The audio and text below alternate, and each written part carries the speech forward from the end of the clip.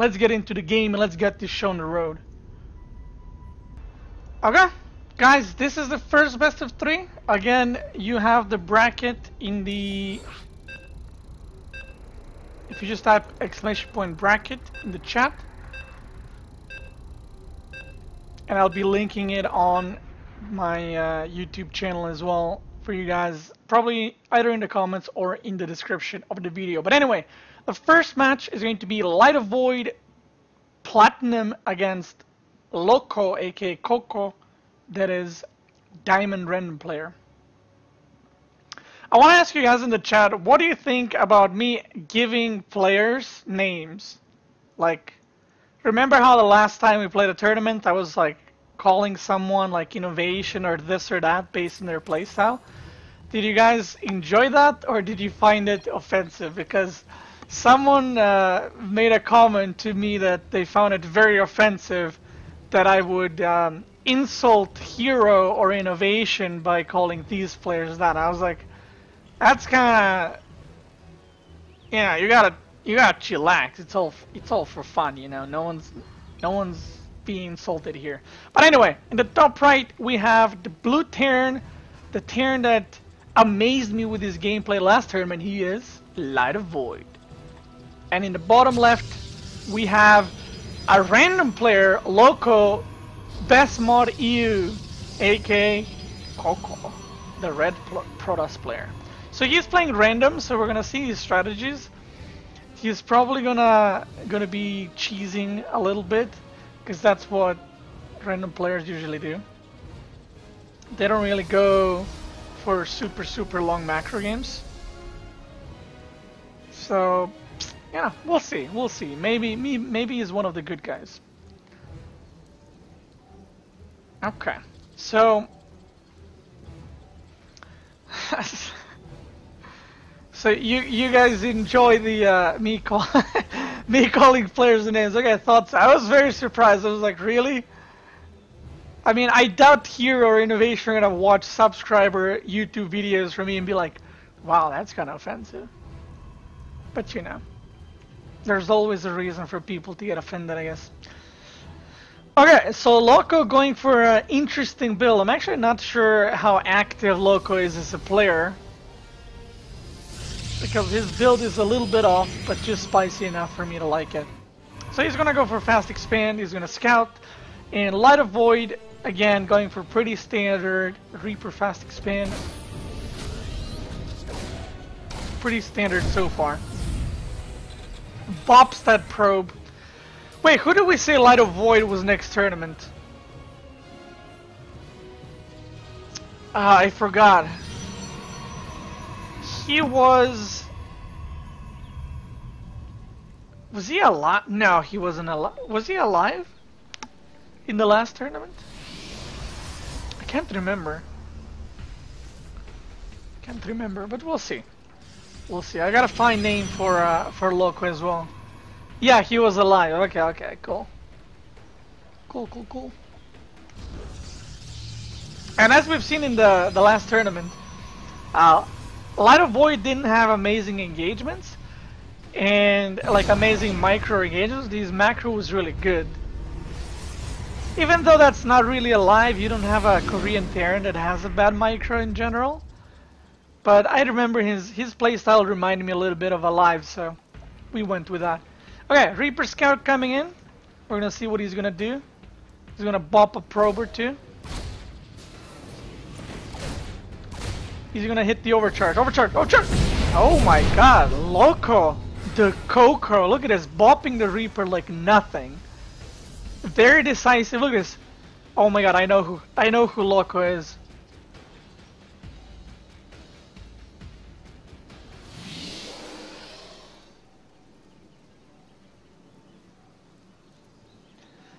Come on guys, there's a delay in the chat. If I ask a question, you know, I gotta wait for a little bit to pass. So sometimes I'm gonna wander off into the emptiness, thinking about my life. Okay, so Loco, so far he's looking like classic. Okay, he's going Stargate, very decisive in the photon overcharge, but we'll see. Maybe he gives us something else. Phoenix Adept, that's a classic thing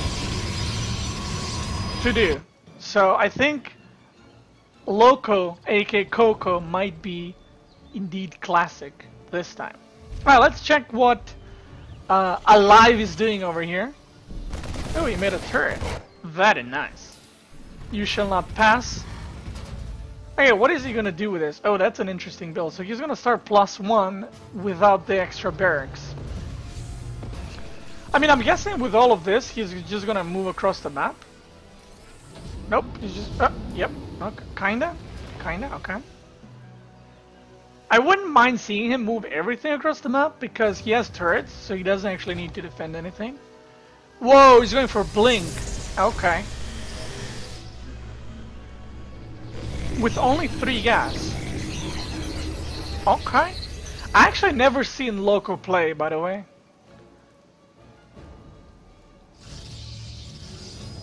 Like, Loco has been the mod on my channel for a very long time, and like he's been watching my stream almost every single day, but I've never seen him play. Even though we do play Archon together, kind of, but not really. Okay, the Widow Mines go through. No!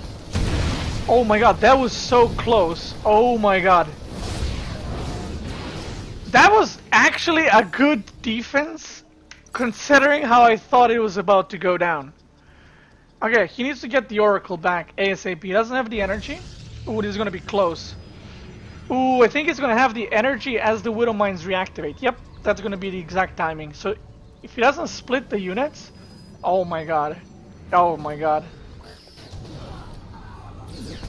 Okay, still not as bad as I thought it would be. Still not as bad. It works out. Classic defends that. In the classic way. Okay, what is he doing right now? Let's check his vision. Okay, he's trying to get a third. So he's doing this very safe build. I don't like the 3 Phoenix if you're already going Blink. I would have preferred to see like Oracle and 1 Phoenix just to chase away the medevac.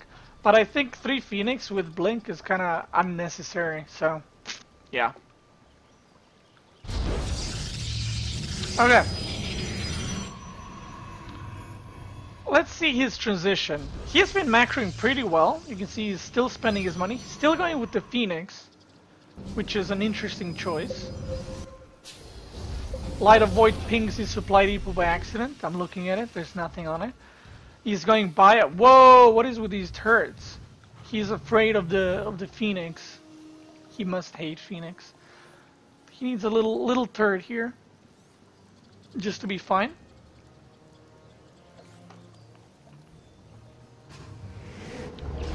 Let's see what he's gonna do.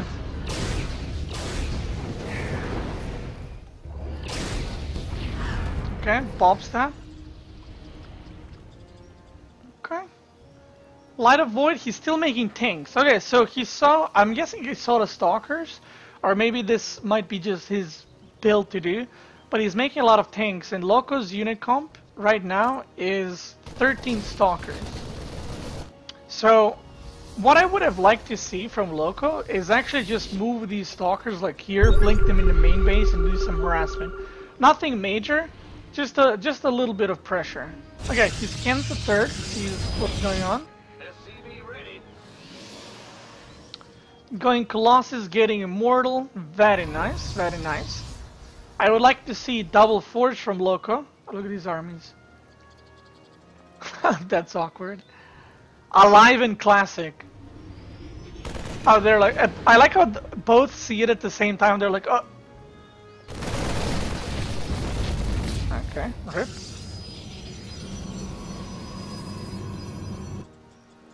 Like, what I'm feeling right now, well, Planetary in the third with 3 missile turrets. Light of Void had some really bad experience with Phoenix, since he added a lot of missile turrets. A lot of them.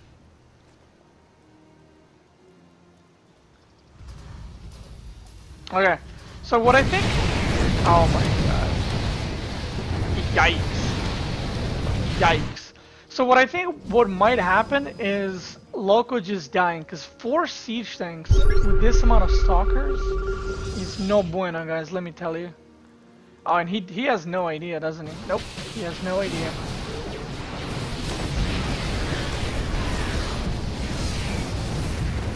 He done good.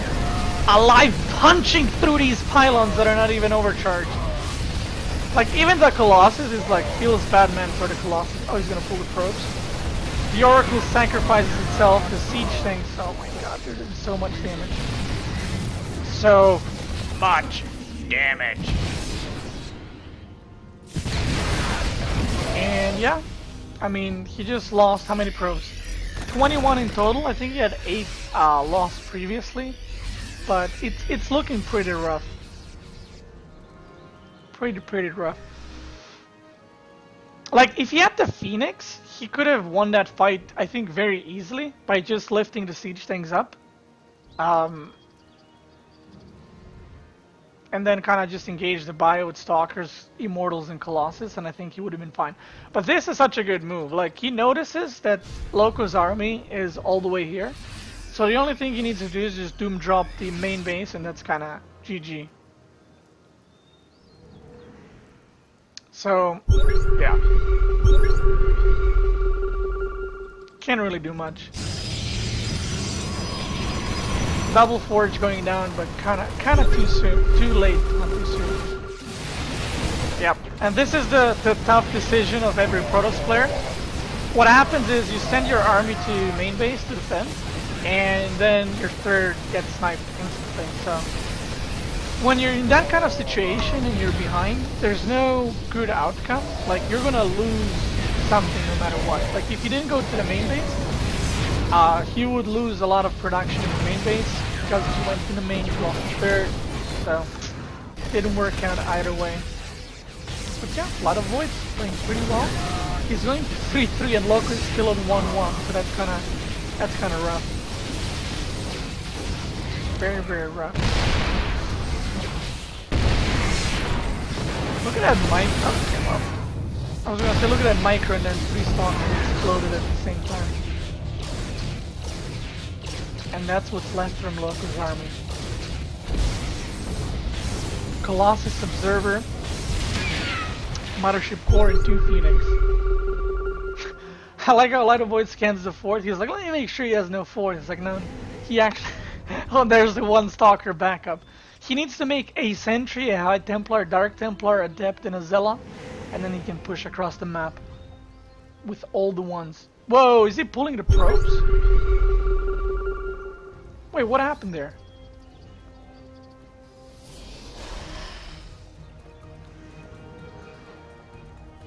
What's going on?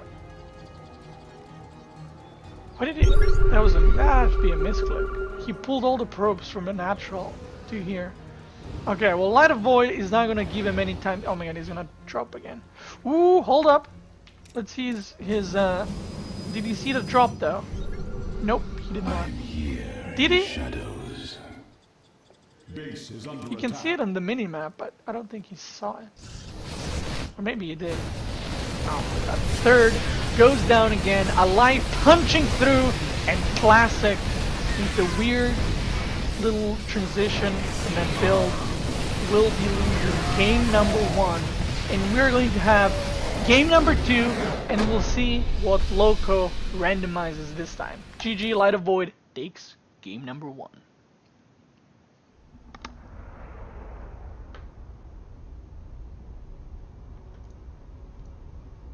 Bam. Loco, next map. Loco says, I'm sorry, I never played TOS. No worries. What's your best race, Loco?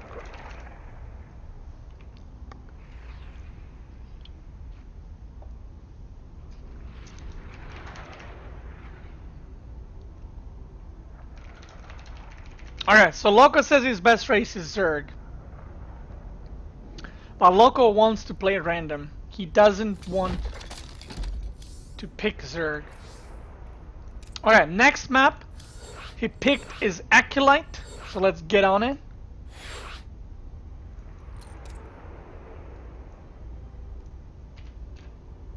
Ready? Ready?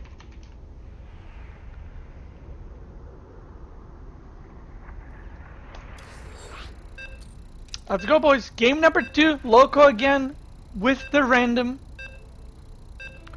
Both masters? No, the players are Diamond 3. Loco is Diamond 3 with random, and then Light of Void is Plat 1 Terran player.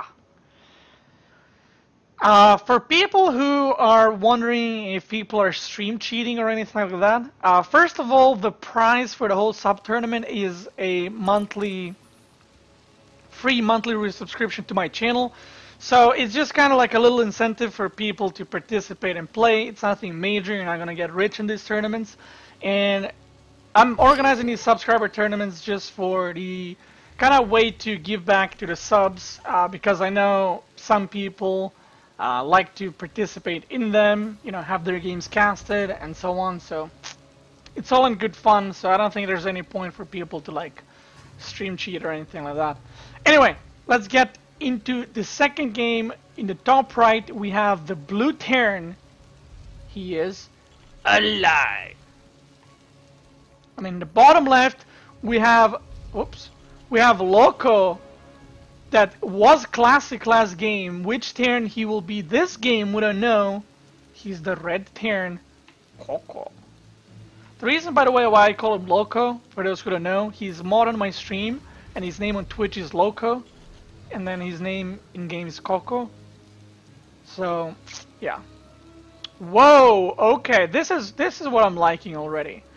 So he is going for 2 racks. He knows he's playing against a Terran, obviously, because Light of Void picks Terran. But Light of Void doesn't know what Loco is playing. So he's gonna scout, and we'll see if he's gonna scout the second barracks. Now, this isn't usually the build to actually just win the game straight up.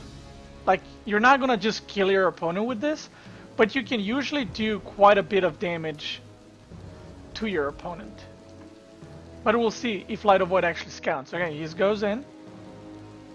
Ooh, that SCV came from an awkward angle. Command center upgrade complete. Ooh, is he gonna see it? No. Okay. Oh, he's going for 3 racks. Hold up. Oh my god, he's not gonna scout it. It's right here. Look how close he was, by the way. He saw up until here, and this was the barracks was. Okay, so he has no idea what's going on right now. He might be thinking this is proxy factory, but like every time I play 3-Rack Reaper or play against it, if you're already, like in my opinion, if you're already doing 3-Rack Reaper, you might as well proxy it against Terran. Against Xur, you can do it from your own base, but if you're doing it in TVT, you might as well proxy it to get there super quick. Because if you look right now, if you would pause the game, Loco has 2 Reapers, well 3 now. And it would be against one of Light of Void's Reapers. So he could already kill this and kind of cause a lot of problems. But because they're from the main base, they take a while to get there, especially on Acolyte. Which was, I guess, kind of unlucky because Loco picked this map and then he got Terran. Which I'm guessing he would have preferred to get the other 2 races. But we'll see. Maybe... Ooh, Light of Void, this is a mistake at this point. But he might be still confused about what's going on. He's making a tech lab. If he made a Cyclone, I would say that Loco is kind of screwed. But because he's making a tech lab, Loco might have a chance. That kind of went no bueno. Uh-oh, uh-oh, uh-oh, uh-oh. Run! Uh-oh. Uh-oh. Units lost? Yep. Yep. No bueno. No bueno. Okay, he's gonna be transitioning. I would like to see Loco just stop making Reapers at this point. Like, you've lost all the pressure. It didn't go well, which is fine. You know, it happens. But just transition out of it. Like, don't keep making more. Just add a tech lab, add reactors, even get a 3rd CC since he does have like almost 800 minerals, and just try to play a longer game. But he's gonna keep with the Reapers. which is surprisingly working, kind of. It didn't work on start. Oh my god. Rip. Alright, he's transitioning now. Getting the third, getting the factory. And yeah, it's gonna turn out to be a normal game.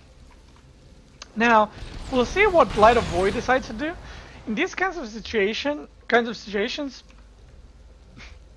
sometimes you don't know where you're in the game. Like, Light of Void might not realize if this was 2 or 3 barracks, and he might not know if this is like factory play, but since he's pushing across the map, I'm guessing that he figured out that it is 3 racks and there's no more Reapers, so he's just gonna push across the map, which in this case is a correct decision, since he should be able to put some pressure. I don't think he'll be killing Loco, because he's probably gonna siege up like here, kill a supply depot with his 1 tank, because he does have 1 Viking, but I don't think this should kill Loco or anything like that. He's got his stim going on, which is pretty good, and I definitely had games like these where the 3 racks player didn't really do a lot of damage, but he transitioned to stim a lot quicker, and then the defending player, which in this case is Light of Void, isn't transitioning. As you can see, there's no more extra barracks, there's no third, so he might actually be getting behind simply because he's not transitioning. Well, like if you look at the buildings right now, units, Light of Void has more for now, even though oh my god, okay, he just got wrecked. If you look at the buildings, the productions right now, and bases, so Loco is on 3 CC, he is behind about 7 SCVs, but he has 3 racks, he has starport, he has factory, all with add-ons, stim is done, so he's actually gonna have really strong counter push. If he goes for like double meta, oh my god, he's baiting him really well. If he goes double medevac, it just counter pushes. With stim, he actually has some potential to do quite a bit of damage. That Cyclone getting bopped.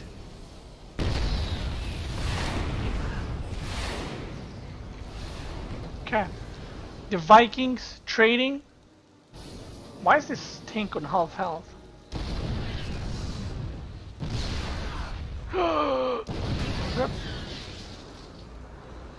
Or not half health, he has no health. No health whatsoever.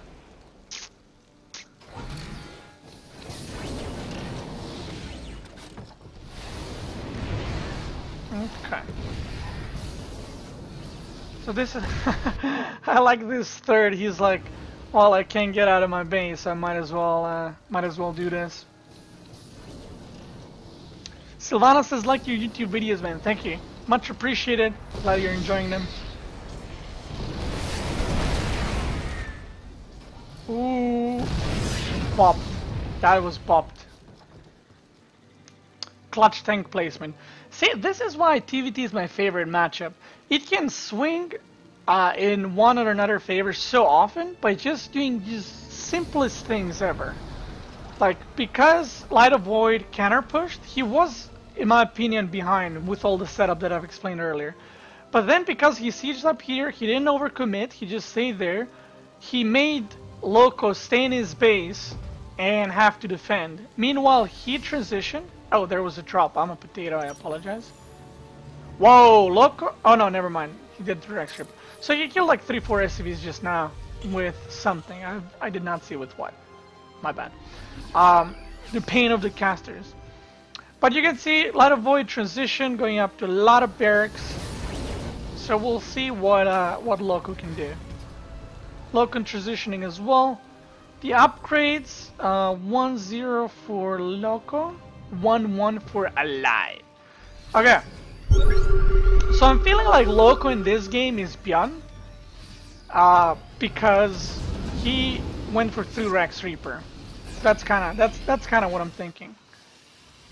Does Light of Void even realize there's a 3rd command center? Nope, he does not. He definitely saw it here though when it was done, so he should know there's a 3rd CC somewhere.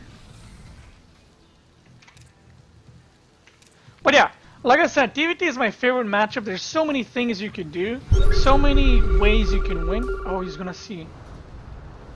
Oh, he's gonna see the SCVs moving up. Well, now he definitely knows where the CC is positioned as well. He's gonna make another CC that's misplaced a little bit. And now, because Light of Void identified what was going on, like that scan was really good. First, he saw that the SCVs were moving up, so he knows there's a third. But he also saw the whole army here. So that's why he feels confident to move out. Oh my god. And this is the worst thing that can happen in TVT sometimes. They're moving like 2 ships in the night. And like, look at this. Light of Void doesn't realize that there's no units. And Loco, because he realizes, he's just going for it. He's not gonna turn back.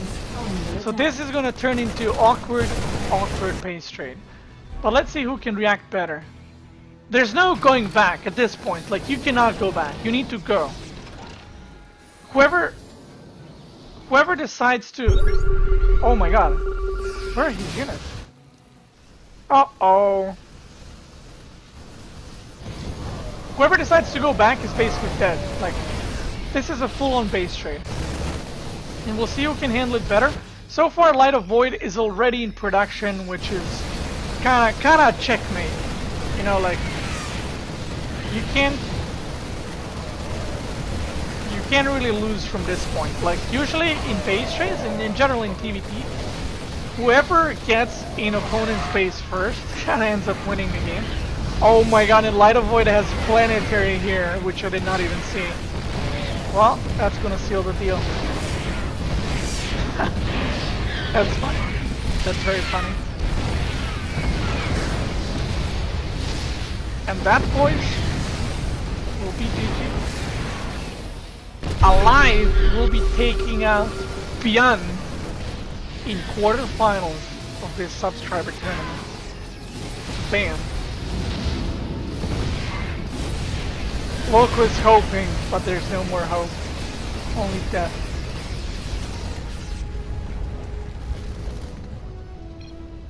GG.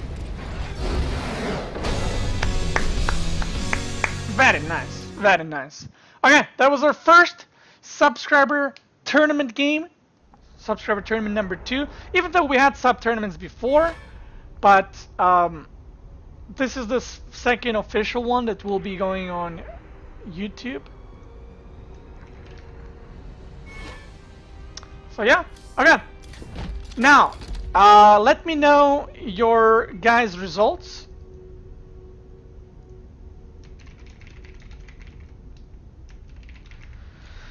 From everyone else that's playing right now, let me know what your scores have been in your games. Let me add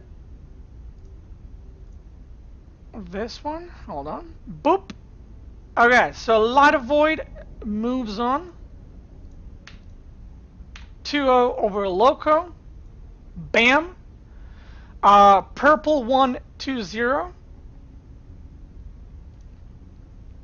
Purple 1-2-0. Bam. So it's Outsider versus Purple. Let me see the other guys.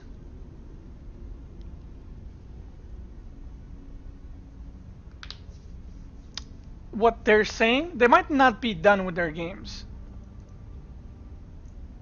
Let's check in StarCraft. Okay, Chop is in the game, so they're definitely playing.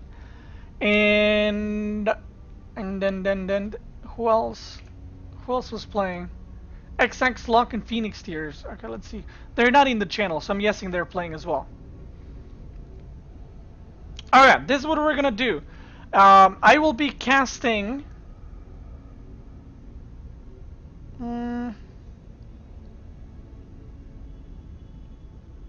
I actually wanna cast the winner of Chop and 8 lit boxes and 2 spooky 5 me. And then the Outsider and Purple can go ahead and play. And Phoenix, Tears, and XX Lock are probably going to be finishing soonish.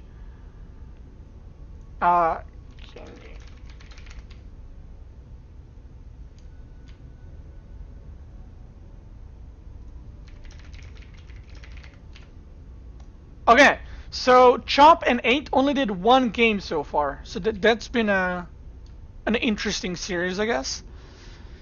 So I'm gonna try to get into their game, the second game, and then we're gonna cast straight away the winner playing in Spooky. Alright, cool. That's what we're gonna be doing. Okay, so the outsider in purple, you guys can go ahead and play. And Phoenix Tears and XX Lock, XX are still in the game. And now we're gonna cast Chop and 8, game number 2.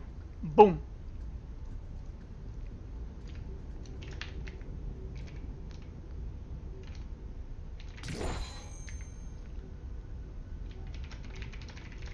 Alright, let's see the score and what's their second map.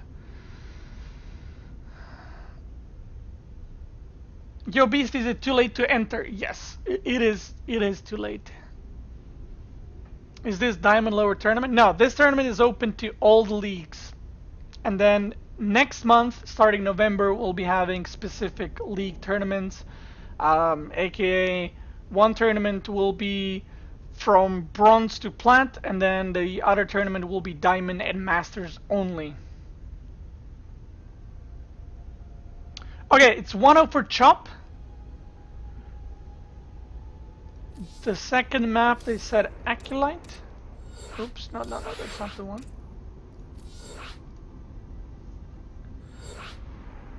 Okay, so they played Abyssal. 8 says he wrecked me, and we plan to do Acolyte. And Chop says, oh come on, I just had better positioning. So humble. Beastie subs, always so humble. So nice, so beautiful, so sexy, so good. So everything in this game. Ready, guys? Good night, Martin. Martin. XX Artura X. Seems your sub did expire on Twitch. It was just showing wrong. By the way, guys, I added this sub emote for, I think we only have 2 $25 subs, but we added for them Golden Klappa. Okay.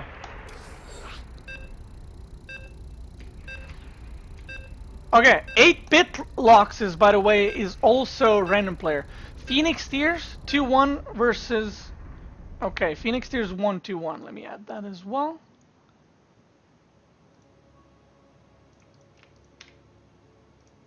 Boom. Okay, so Phoenix Tears advances to the semifinals. Light of Void is also in the semifinals, but on the other side of the bracket.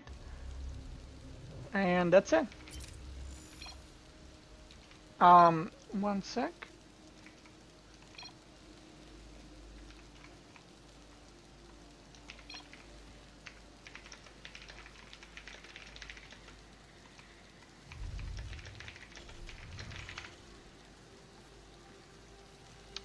Wait, there's a $25 sub? Yes. So you can subscribe to someone for $5, $10, or $25.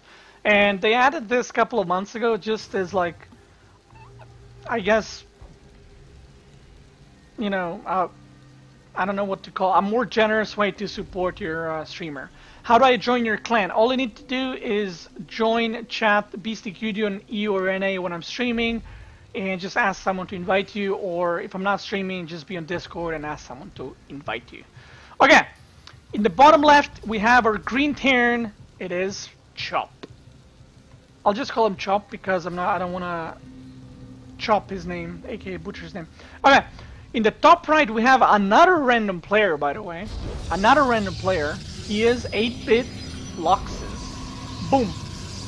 So last game they played a TVT, and now he got Protoss randomized. So their leagues, by the way, Chop is Plat 2, and 8-bit Loxes is Plat 3. There we go. I managed to say that out loud. Okay, so the builds that are be going for, Chop is going for Reaper Fast Expand. Pretty standard.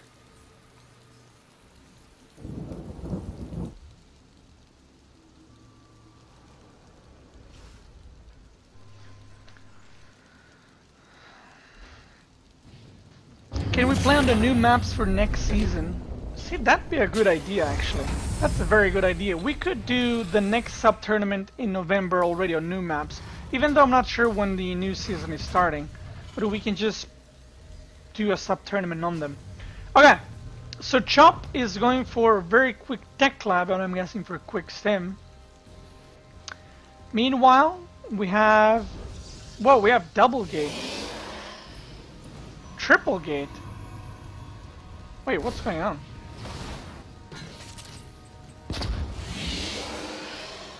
Whoa!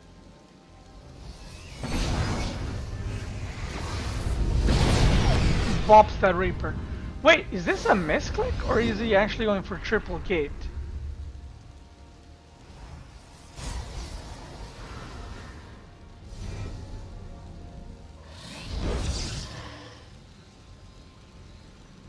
He doesn't have a pylon across the map though. Like, I could go along with this if he had like a pylon here and then warps like 3 stalkers or something.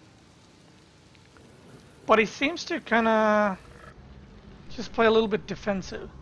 But you know, I like how he's making 1 adept, 1 stalker, and 1 sentry. Very worker friendly. No workers will ever be harmed by an oracle. Very worker friendly. Very worker friendly. Boren Drew, thank you for subbing. Welcome and thank you for supporting the channel. Let me put you up on the scoreboard. And that, guys, let me tell you, that, guys, puts us just 1 sub away from the sub goal. 3 out of 4. Thank you and welcome. Okay. The 2 adapts going across the map.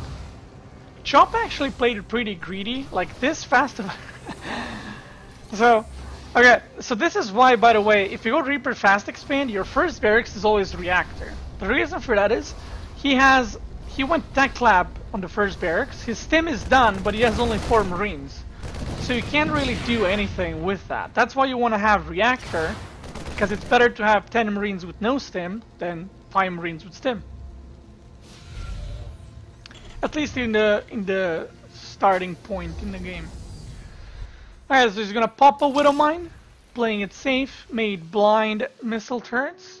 I'm guessing because he saw like 1 base and he wasn't really sure what's going on. He's chrono boosting Robo, but nothing's coming out of it yet. So we'll see what he plans to do with that. But so far, economy-wise, it's been way better for Chop.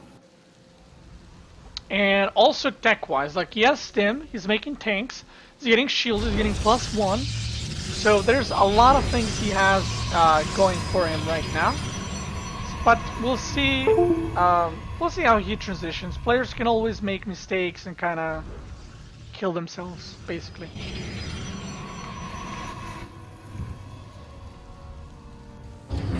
Okay, the adept goes in. Is he gonna cancel? I think he... Oh, he never scouted actually. But I mean, at this point, it's 540. Like Chop is not moving. He's not doing any movement across the map. So he saw the army as well with the adept. So you probably can assume that it is a fast expand at this point. Okay. We'll see what 8-bit. You know who 8-bit Luxus is? He is SOS, because he has a weird build. Ooh, that probe is like, I'm gonna pretend I don't want to build a Nexus. Wait, is he actually not? Okay, so now, was that a misclick, or did he on purpose cancel that from making? That's what I want to know.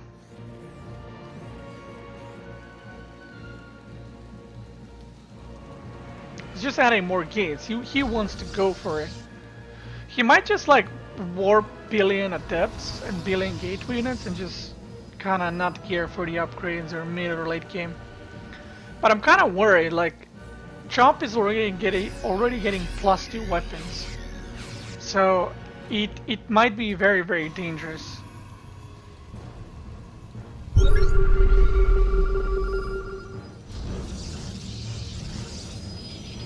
Okay, he's making Twilight now. Ooh, vehicle weapons for Terran. That's not something you usually see, because you when you play TVP, you usually only get like 2 or 3 tanks and kind of stop. You don't go for more. you transition to Widow Mines, but he's gonna go on full tank production. Like he does not plan to stop.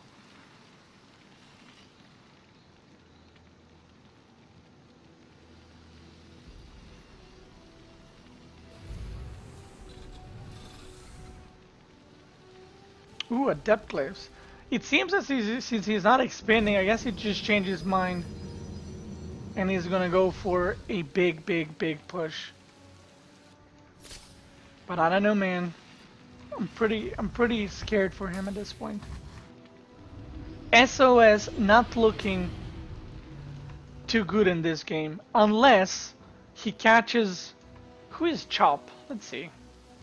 Let me think about this. We haven't seen the first game, so I'm not sure what happened with them. Ooh. Okay, hold on.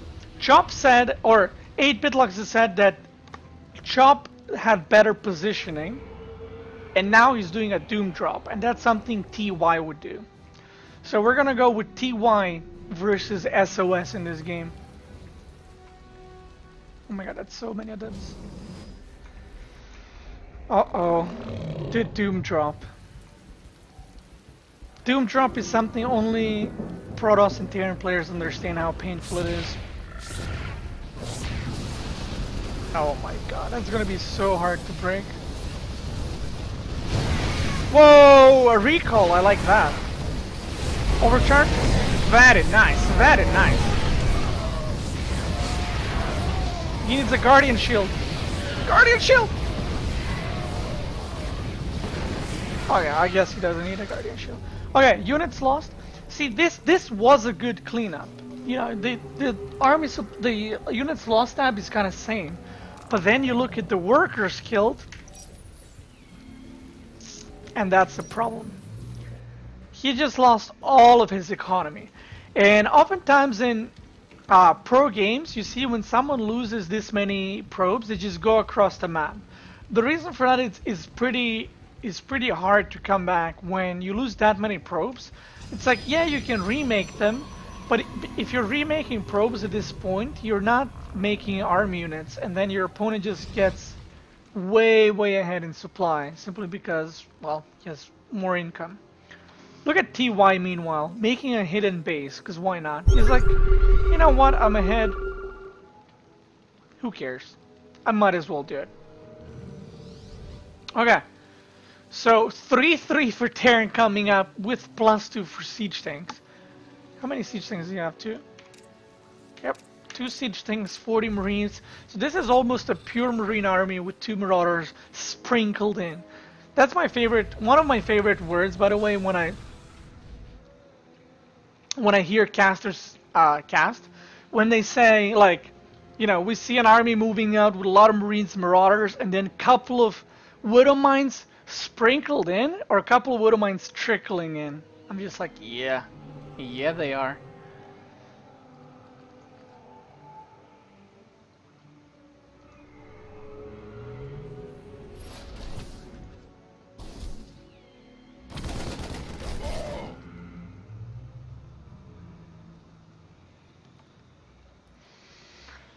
The Protoss army is going to melt. Yep, I think so as well. I mean, the upgrades are what is going to make a really big difference. The upgrade war will be extremely painful.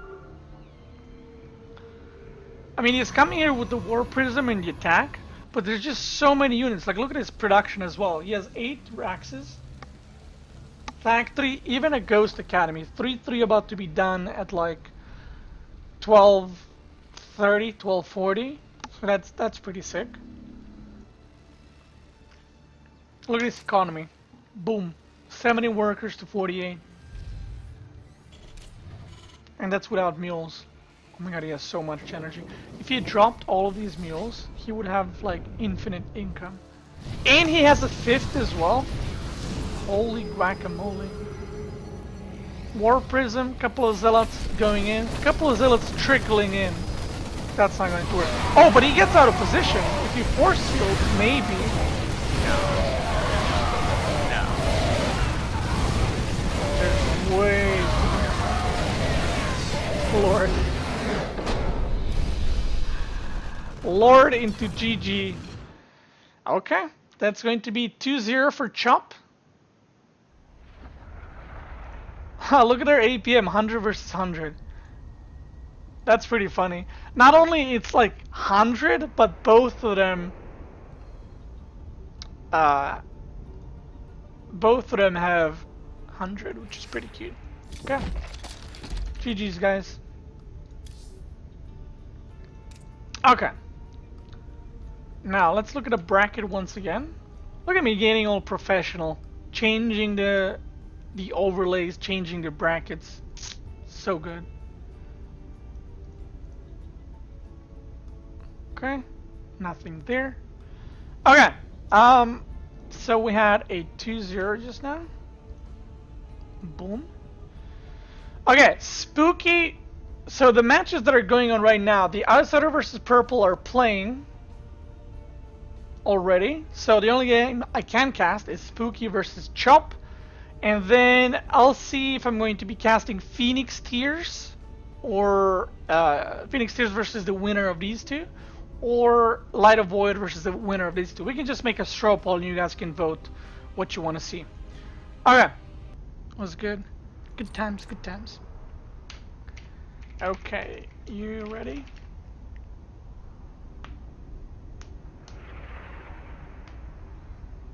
Okay, cool. Let's go. We have a TVZ on our hands, boys. So we had, that's pretty cool. We had 2 random players casted. Even though the last series was kind of like half of best of 3 since we did join on for 1 game.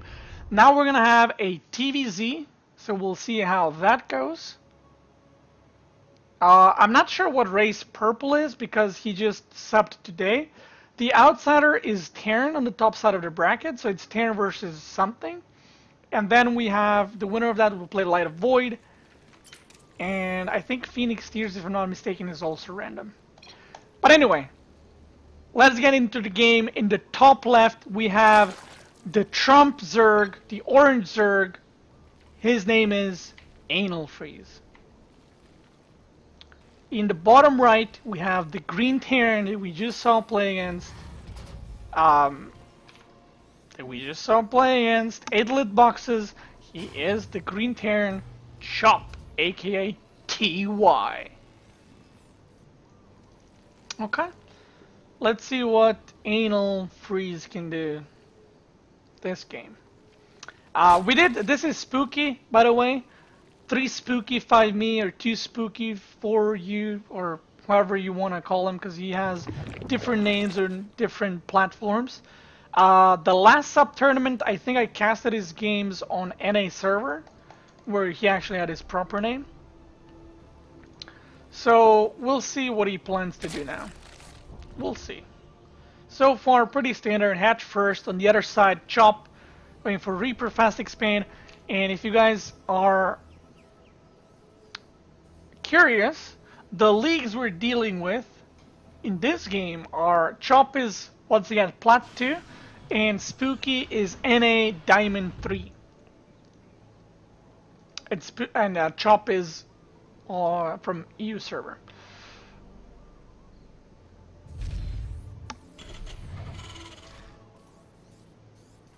Okay, that CC is misplaced, as you can see by the shape. You know, guys, you, the new kids on the block, have it easy with StarCraft. And the reason for that is, back in the day, you see this like circle on their base. Okay, well, it doesn't exist on the 3rd bases. Okay, this right here, you see that?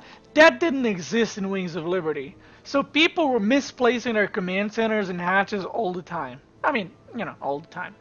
Now, if it's covering the whole thing, the CC or the Nexus or the hatch is properly placed, you guys have it easy. We used to doubt ourselves every time we put a base somewhere. Okay, Reaper coming in. Spooky, gonna spook the Reaper away. For that Reaper, that was kind of too spooky for him.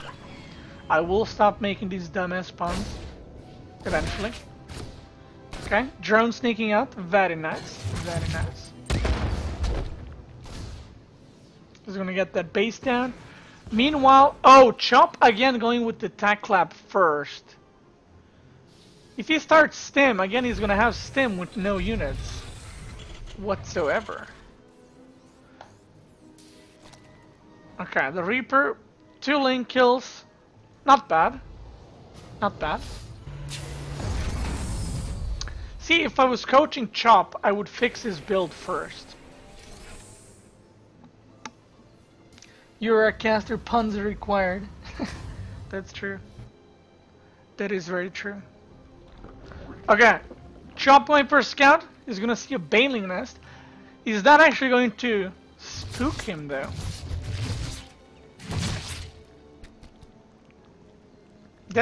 That queen is being quite anal to the Reaper, and he does go down.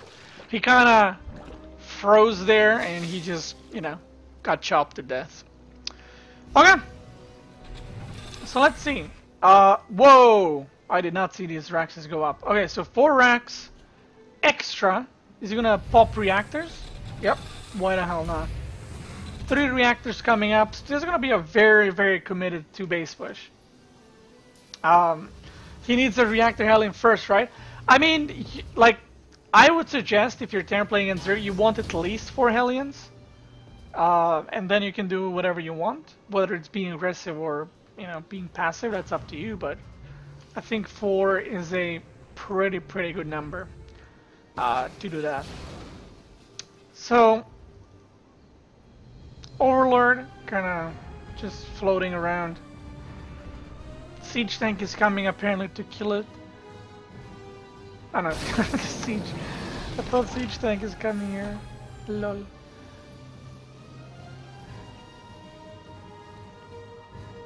Okay. Let's see what's on the spooky side. The slimy side. Drone count, pretty healthy, 52. He's almost done droning and he can start pumping out units. Double Evo Chamber. So these upgrades are going to be a little bit later. But this is one of those builds that Chop is doing that's very uncommon. So even though it's technically a bad build, he might win because the timing is going to be very weird. And I was gonna make a pun, but I'll hold off. But yeah, he might hit a weird timing. We'll see. I would like to see him push with the first 2 medevacs and just not wait for shields or +1/1. Just kind of poke a little bit, not try to commit too much, and then do like a full-on push when the 1/1 and shields is done. Spooky getting a 4th already, and it's also going to be a gold. He is going to have so many units. He needs to throw down another hatch right here, because he actually doesn't have larva to produce the units. If you look now, he has 4 larva and he has 7, almost 800 minerals. So he needs another hatch at least. And if he doesn't plan to inject, probably another hatch after that.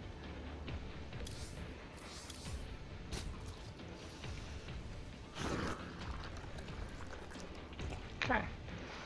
He's going Hydras, and yeah, he's gonna be struggling to spend the money. He's gonna start floating a lot of money. Okay, so 1/1 for Terran is done. He needs to go now, or at least that's what I would like to see. He's not walling off his natural, which is kind of interesting. 1/1 for Terran is done. He's gonna start 2/2 probably soon. Terran is macroing pretty well, so that's something he has going for him. And the Zerg has a lot of money. Okay, we see a drop coming in right here. Infestation pit, 33 banelings. Holy smokes. The drop coming in. Who was it? Oh yeah, TY. TY coming in, sniping off the queen, popping some drones, the spore pooping on the medevac. Wow, look at TY, just target firing, picks up, 0 units lost. Very nice drop, very nice. Picks up, runs away. Look at the units lost count. He lost 1. He lost the Reaper. Oh yeah, I'm sorry. He needs to start 2/2 ASAP because the Zerg finished his. So he did have a little bit of advantage in upgrades, but now he's kind of behind.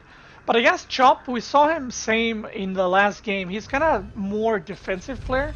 You don't see him like going across the map and microing everywhere. He's more of a I'm gonna build an army and then go across the map kind of guy. But that might cost him his tournament life, because his tournament life is on the line this game. JK, it's best of 3 in its first game, but we're just trying to make this intense and sounding very, you know, spooky, that he needs to try his best and figure out what he needs to do in order to stay in the tournament. He's been practicing for this years. It all came down to this moment. Can Chop pull it off? We see another drop coming in right here. Is he gonna drop? Oh!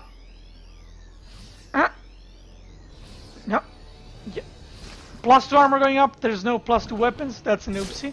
Stems in, and he hates infestation. He wants that dead. Look at this one marine. He's like, I'm not gonna shoot there. Very nice. Oh, loses one marine. Billy the marine just died. He scans. He's like, oh lord. Wow, a Nidus. Is this a misclick? Or is he going to Nidus from behind? We'll see. He might push in from behind with Zerglings and Banes and explode everything. But we'll see. We'll see. You never know. Okay, this is what I was talking about. His army is huge right now, and that's the kind of player he is. That's actually pretty funny, because TY does play like that. TY does drops, but eventually he does this like huge push. +2 weapons not started, which is... Oh my god!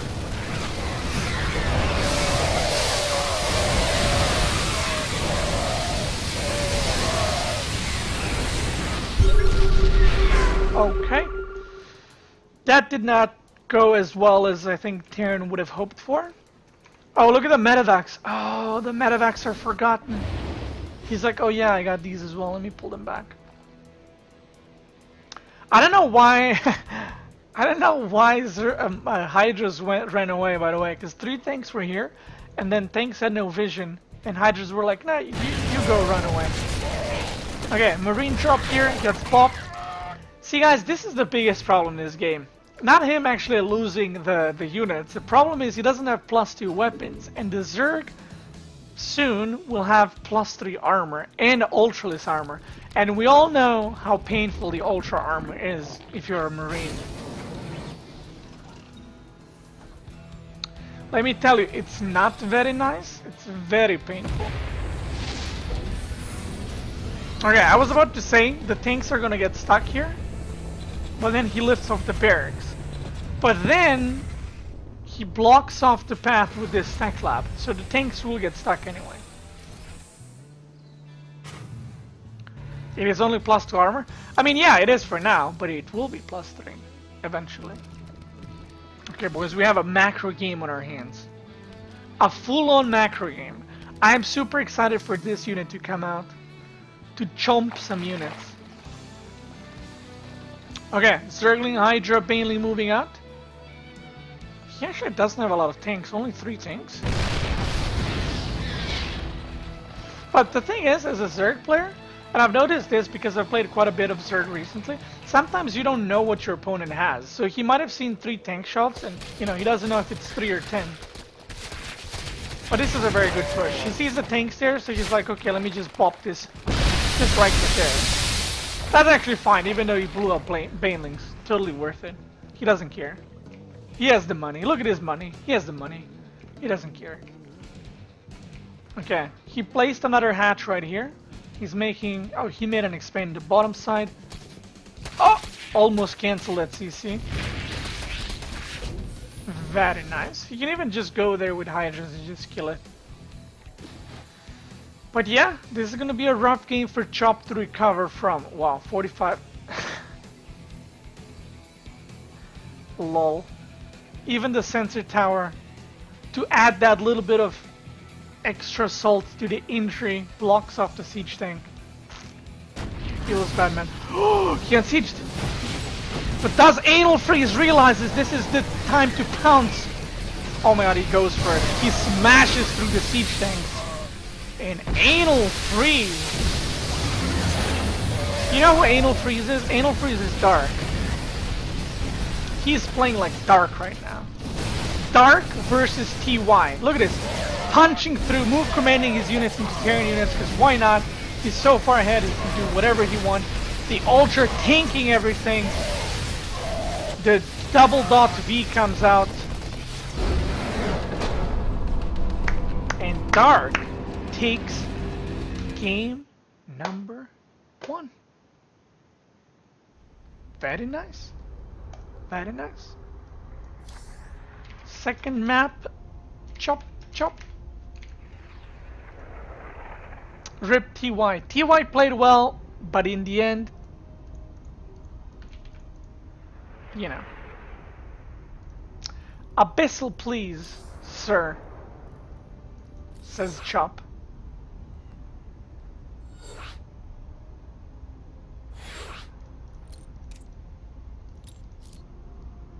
Boom. Are you boys ready? Oh, is there any results from the other games, by the way? If there are, please let me know now before I start the game.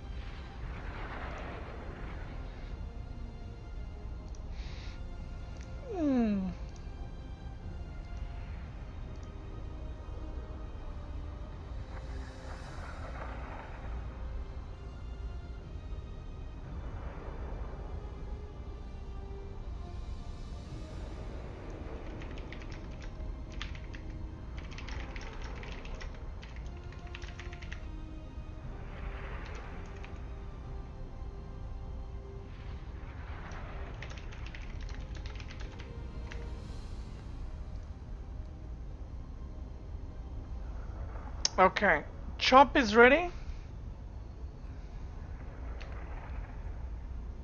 Oh, I'd never pressed enter. Oops.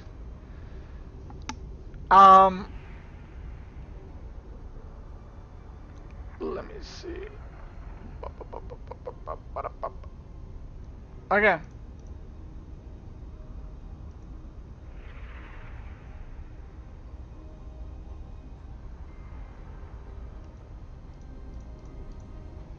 Okay, the outsider 1-2-0. Let me add that. Okay. Let's start this game, boys. This is gonna be game number 2 with Dark leading 1-0. We'll see what happens next. How to counter Hydra Bane Ultra. There is a god in the chat. His name is Liquid Euthermal, and he will be glad to give you guys tips. But basically, from what I understand with my tiny little brain, you want to just go bio with double factory siege tank production, and that's pretty much it. Okay, in the bottom right we have the orange Zerg. He is Dark. In the top left we have the green Terran, TY. Funny how everyone is winning 2-0. We did have a 2-1 though, so you know.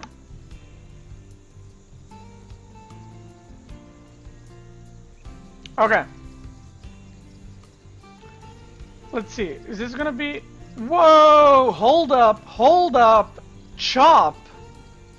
He's making it rain this game. Double proxy barracks. Is this going to be with Mariners or with Reaperinos? I don't know. It looks like Marines.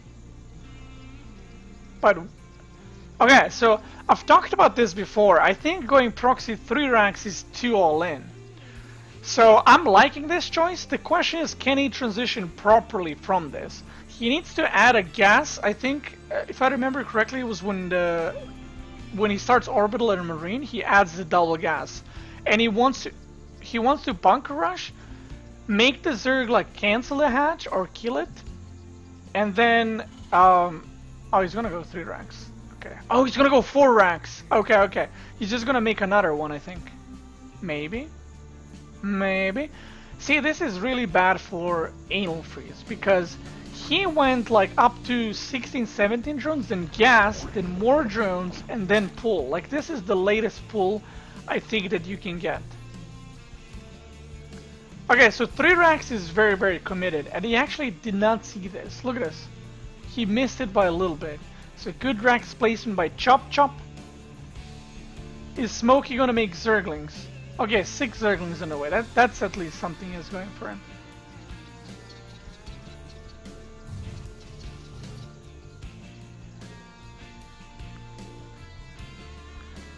Okay, he made 2 more drones. He doesn't know yet. Is he gonna make more drones?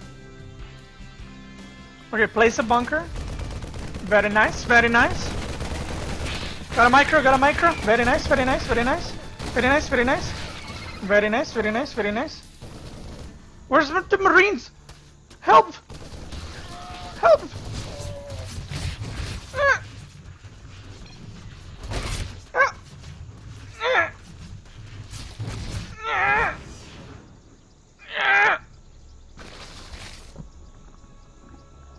Okay, well,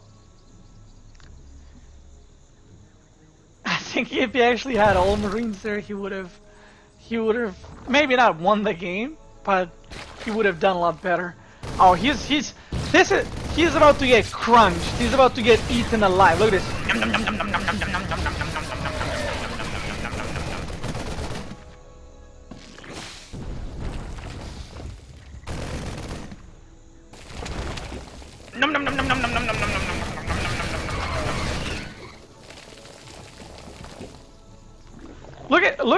Look at Dark placing a 3rd. He doesn't care. 16 more Zerg. He's just gonna Bane bust his ass. See what I did there? Because his name is, you know, Freeze. All right. So, is he going to overcommit? Uh-oh. Uh-oh.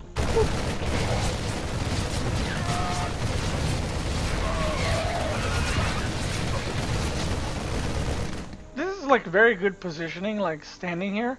But the moment he makes some Banes, it's like, I don't know, man. I don't know, man. Okay, he's going for it. I mean, Chop is microing well now. If he microed like this from the start, I actually think he would have won the game. Oh my god, the Banes are... Oh my god, look at this Bane! Whoa! Did you see that target fire? He even target fired that one. Oh, he doesn't have enough to target fire. Did you guys see that? What a baller. TY with the... Is this TY or Björn? That was very nice. That was a 10 out of 10, very nice. And... Nice Bane snipe. I mean, all Dark needs to do is make like 3 Banes, 5 Banes actually, not 3. Bust this and that's it. There's no units. I should have read the build order. I think the build order maybe wasn't perfect, I wasn't paying attention. But the lack of the 3 Marines that were AFKs would kinda kill them. Oh well, GG. GG, well played. Dark will move on, GG's, to the semi-finals. Okay, now let me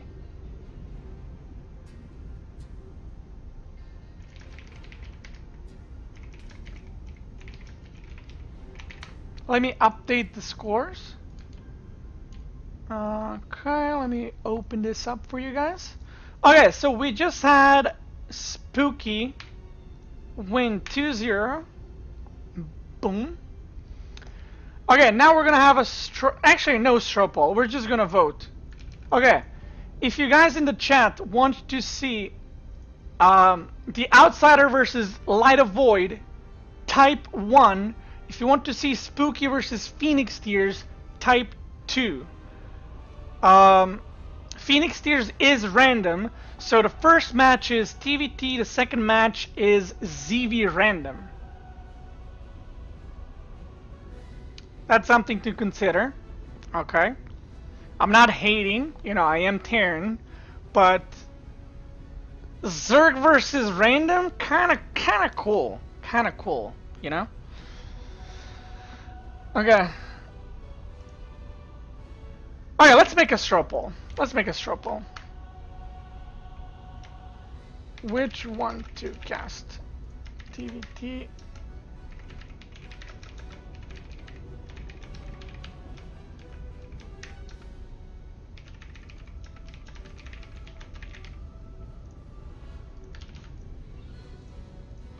Okay, vote now. I'm giving you guys links.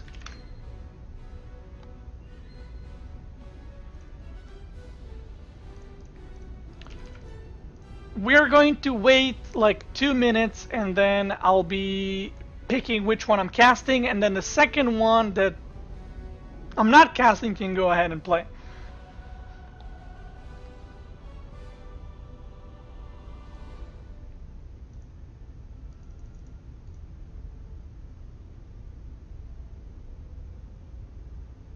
Okay, it's gonna be Spooky versus Phoenix Tears. Okay. Okay, so Outsider and Light of Void, you guys can go ahead and play. Confirm in the Twitch chat that you guys heard me and know that you're supposed to start. And then Spook and Phoenix Tears, I'll be casting you boys, so let's get into it. This is going to be a good one. We're having Zerg versus random. How often do you see this matchup? Never. Unless you're on a European server in Masters or GM and playing random. Otherwise, no. Okay, let's get into the game. In the top left, we have the orange Zerg. He is dark. And in the bottom right, we have a very nice guy saying which race he is, which is something that he didn't need to do necessarily, but he's being very, very nice. He is Phoenix Tears. What was the name of that random Korean player? Bubble? Bubbles? Balloon. Balloon. Okay. Phoenix Tears is Balloon. Or maybe he's Balloon. No, it wasn't Bubbles. He was Balloon. I don't know if you guys remember the Korean player that used to play random. I don't think he was ever like top 5 GSL kind of player, but he was pretty good with random. Okay. Fun fact, Gumiho used to be a random player before picking Terran. Bam. There you go. That's probably why he plays so weird. By the way, guys, we're 5 subs away from reaching the next emote, which is going to be very nice. Like, not the fact that we're going to reach the next emote, but the emote itself will be very nice. Because it's very nice. Like, that's the emote. Okay. Let's see what we're going to have. So, SCV Scout, he wants to be safe. He said in the pre-match lobby he doesn't like playing in Zerg. Going for Reaper fast expand, so pretty standard. Pretty standard. Ooh, look at it. Look at Anal Freeze. He is worried for proxy barracks. he's still worried because of the last game. He doesn't want to get cheesed out. Okay. Pretty standard so far. We'll see if Phoenix Tears, aka Balloon, is the mech kind of god or Baya kind of god.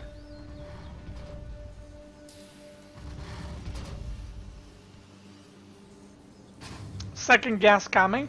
So at least we know so far it's not triple CC. It's going to be something somewhat aggressive. Oh, the Reaper action that I missed. Oopsie daisy. 0 kills, but you can see some drones are hurt. This drone is AFK, he's taking a smoke break. Wow, you can see drone's eyes? Do you see that? I have never seen that. I mean, I knew drones have eyes, I just never thought it was visible in the game. Mind blown. Okay. So we see double Hellion. Where's the starport? Ooh, insta armoring. Okay. Okay. Is he gonna bop this Overlord? I think the Overlord can reach here before the Marine kills it.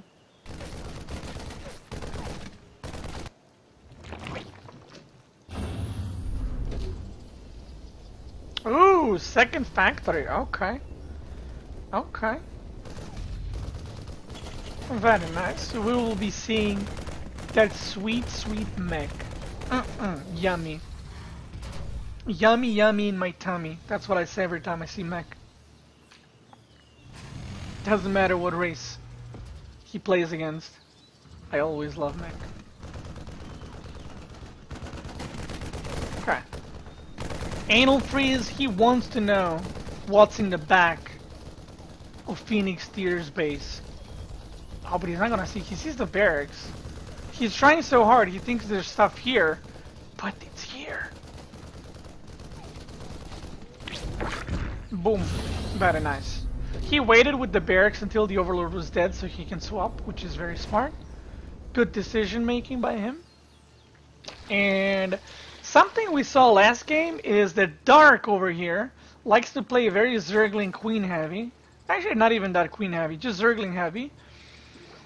So this might be a really, really strong push. Now, what I would like to see, Balloon over here, aka Phoenix here, sees that the Overlord, or he knows that the Overlord is here.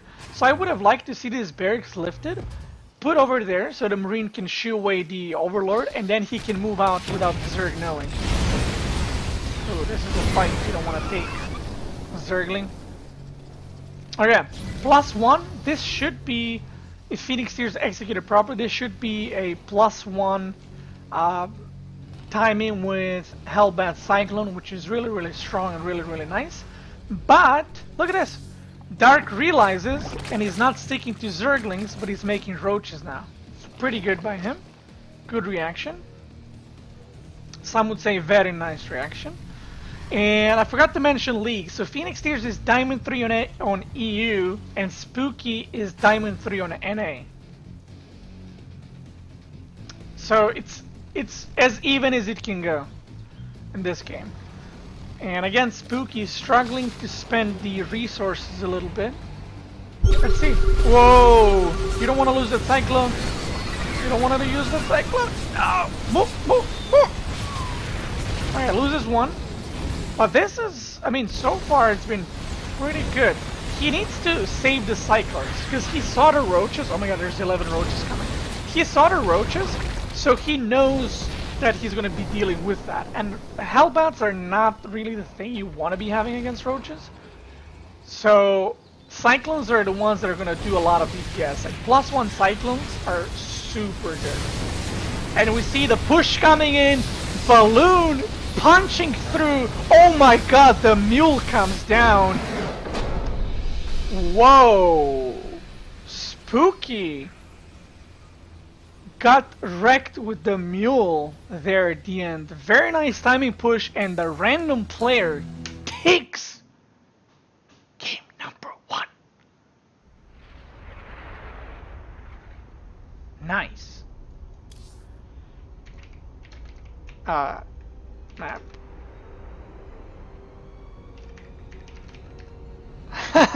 He said it wasn't a matter, mule. I guess he wanted to repair.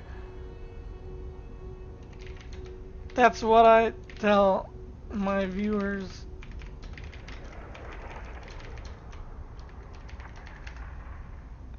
He says wanted to repair Cyclone. That's what I tell my viewers every time too. Okay, so he picked Ire, Ascension to Ire, which is actually pretty nice because we didn't have that map in the tournament yet.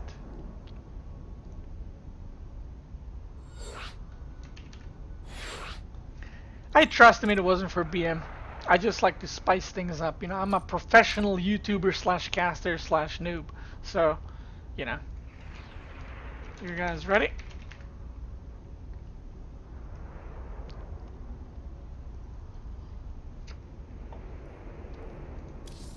Let's go.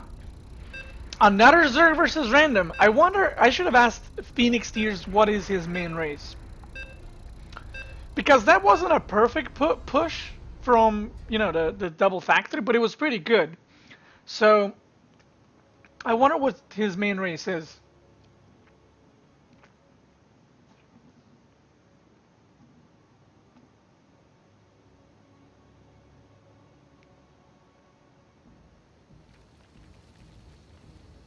Okay.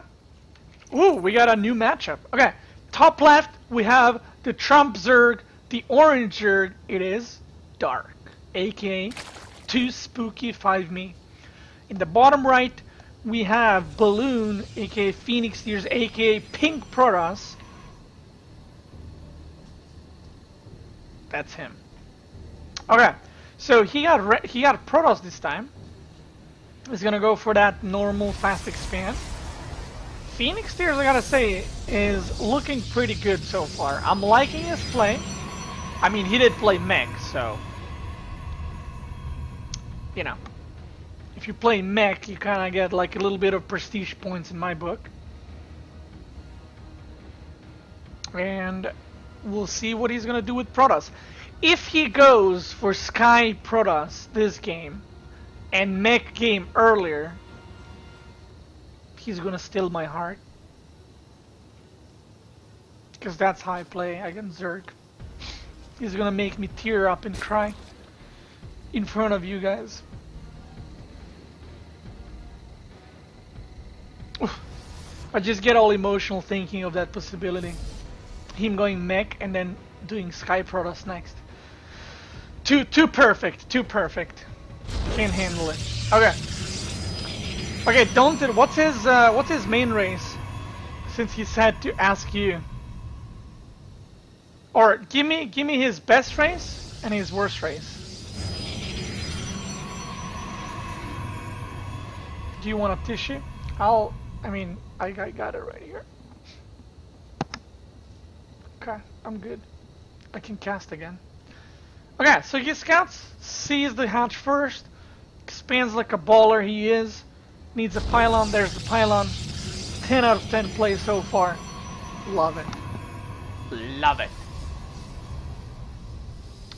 And after this game, guys, we're gonna have the grand finals, which will be either a TVZ or a TV or TV random.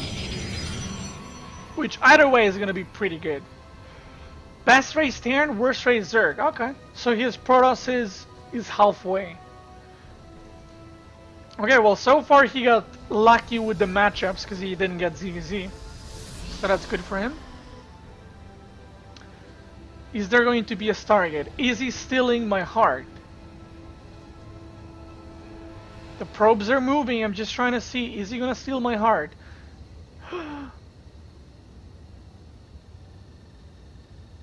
What are you going to make? Is it a Twilight?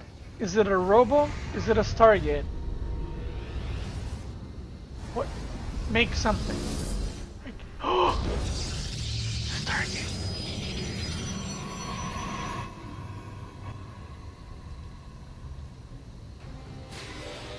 If he makes a second Stargate, I'm gonna faint. I'm going to faint.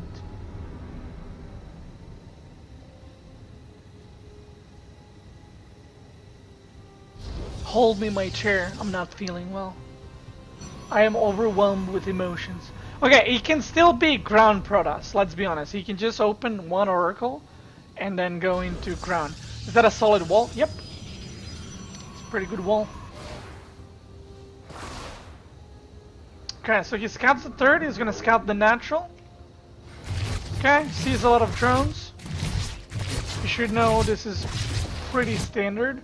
Oh, but there's gonna be a little bit of a link drop.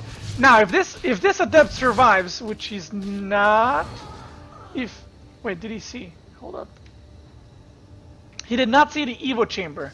But look at this. Very nice positioning. He has the mothership core here. And if the link drop... Oh, he has Nathaniel's voice back. Very nice. Very nice. Okay. Is the Oracle gonna accidentally scout? Oh my god. He sees it, but does he see it? Let's check his camera. Nope, he did not see that drop. Okay, he's not going for Sky Protoss, guys. Everyone calm down. It's not Sky Protoss. Oh, I guess he did see it. Uh-oh, the Banelings. Well, that's awkward. The Banelings are like, Oracle coming in. Doesn't do anything.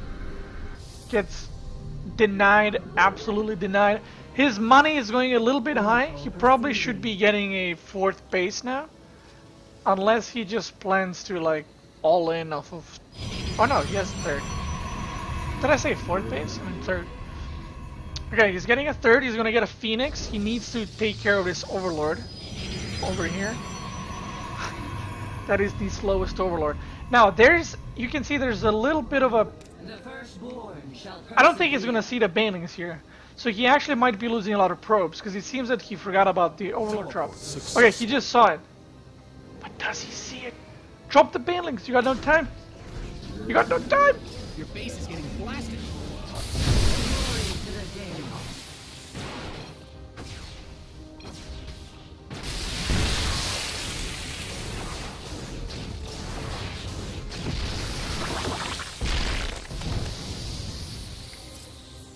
17 workers. When I switched, by the way, to his vision, I heard your ass is getting blasted instead of your base. That's on me. Okay. Those were some good Bane drops. Very nice, some would say. Okay, the 2 Oracles definitely did not pay off. He did not kill anything yet. Okay, he's getting 1 kill, 2 kills. Okay, very nice, get something. Queen is furious. She is pissed off. She's like, you stupid lair. And then stops attacking it. Okay. Let's see, the transition's gonna be a lot of charge lots. Okay. And 2 more Stargates. I'm fainting. He's going for Sky Toss.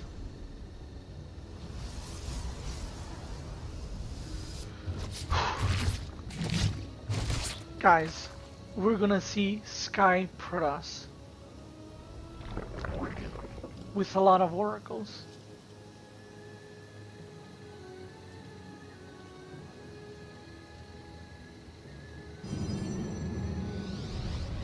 Oh my god. Oh, he needs to turn on those lasers. Turn on the lasers, there's Banes coming. You gotta turn on the lasers. He should cast Revelation on the link so he can follow them around and not be scared, little panda. Okay, Sky Protoss, boys. Maybe not Sky Protoss, but I mean it kind of is. 3 Stargates, Sky Protoss. Okay, Zergling's coming in, the Bane's coming in. The phone overcharge. The phone overcharges, but the Banelings. Oh my god! And he reveals the oracles. He shows the oracles, and instantly we see 2 spores coming up, Hydras coming up. He needs to defend this. Dark is under pressure right now. He sees the unit that every Zerg player hates, and every Terran player hates, and every Protoss player hates, which is the oracles, so he needs to be very, very careful. Okay. So what he's doing with the oracles is not the thing that I like to do.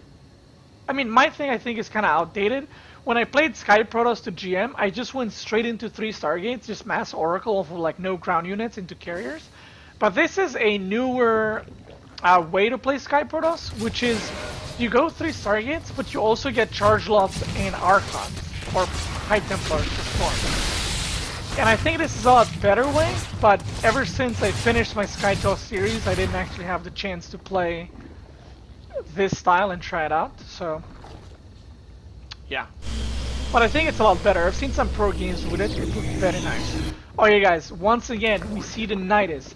Is he going to use it though? He made it the last series and he didn't use it. So we'll see this game what happens.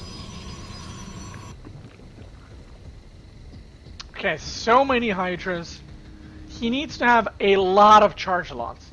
I'm actually not sure what the best response from the Zerg is. But the reason why Skytoss went from like 3 Stargates into carriers to this is because Mass Oracle plus Zealots beat pure Hydra. Because the Zealots tank the damage, and if the Hydras don't kite, the Zealots just also do a lot of DPS on Hydras. And together with the Oracles, it just, the Hydras melt, absolutely. Okay, that was pretty good. Kills a lot of workers, kills the Spore, bops the Queen. Very nice. Misclicks right there. And Dark is under pressure, boys. He is under pressure. Phoenix Tier's definitely looking good in these games, especially because he's random. So he's playing both Terran and Protoss pretty well. And no matter who he faces in the finals, whether it's the Outsider or Light of Void, it's going to be good finals. I'm actually very curious to see who's going to win. Because in the previous tournament, Smokey kind of smoked everyone in the tournament. You know, it was pretty, like, kind of one-sided. But I think this one, I'm not actually sure who's going to win the finals. Okay, we see the engagement coming in. Let the buzzing begin. Oh my god, he demolishes that. There's more Hydras coming, but the buzzing is not done. Chase, chase, chase. Oh my god. See, that's the problem. If the Hydras stop to shoot at the Oracles, the Zealots just start killing everything. So, I'm not sure what the best Zerg response is. It might be to just not attack. Maybe it's to rush Infestors. Not really sure. Not really sure. Okay. Gotta transfer some workers to the 4th. Gotta put some workers in the natural gas.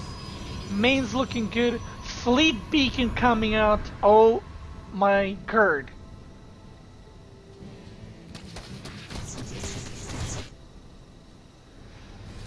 I don't think he's gonna attack yet. I mean, I think he should attack, and I think he can probably win the fight. But it's not wrong to just sit back. He is on 4 base, so I don't think he cares a lot. He's not in a rush to win. He can just... Oh, you don't want to do that, though. 3 oracles? 3-4 oracles just died. I think he should go straight into carriers, maybe get another cyber core, get +1 weapons, keep upgrading your ground units, maybe get plasma shields. He has Storm, but does he have any High Templars? No, he does not. There we go, there are the High Templars. Someone is gonna be like, oh my god, he's stream sniping. No, guys, there's a delay. And I don't think people can play and listen the whole time what's going on. Plus, if he listened, he wouldn't have lost like 16 probes earlier, which is actually pretty crazy. Like, he was very, very far behind. When you... Oh my god. Oh, well, this is very good for Dark. Right here. Wait! The pains! No! No! Oh! Very nice. Kills another 7-8 workers there. It's pretty good. Pretty good. Oh, he needs to disable the attack on the oracles. Some oracle is still activated. You can see in the... Actually, you can't see because the webcam is there. But some of the oracles have the crystal pulse things on. Pulsar beam on. Okay, sends 1 oracle forward. This is going to be a revelation oracle. He's searching for the army. You can see him clicking right there. Oop. Gets wrecked. Ooh, 1 High Templar. I'm not sure about this. I'm not sure about this. If he was attacking earlier, yes, go for it. But now I'm not so sure. But we see the buzzing coming in. Oh my god, the storms and the buzzing continues. See, this is the lovely thing about Protoss. He's just gonna warp in 12 10 more zealots, sorry, and just continue to defeat. And Zerg needs to wait for the army to pop out. The oracles go in, the zealots charge in. Does he have enough for storm? No, 5 more energy. Kills everything, and Balloon punches through. But there's Zergling's reinforcements. Storm whiffs. But can Dark defend this? Can Spooky defend this? Or will he be stopped in the semi-finals of the Cutie subscriber tournament number 2? And he does call out GG. Balloon takes game number 2 and wins the series 2-0. Nice.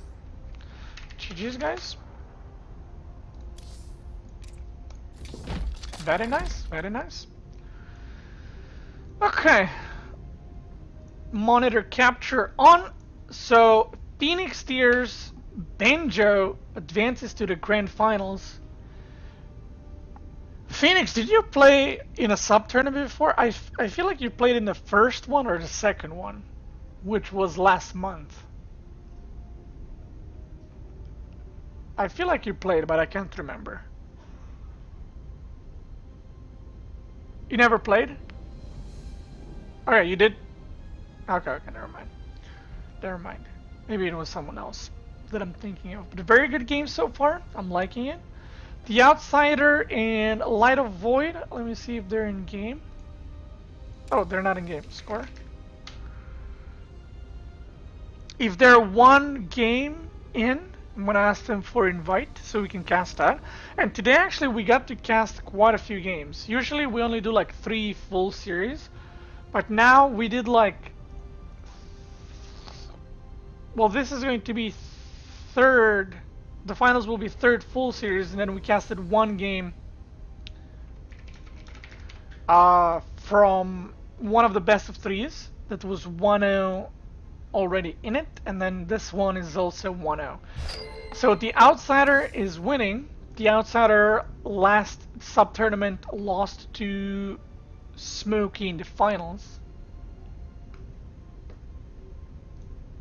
Is it 1 match?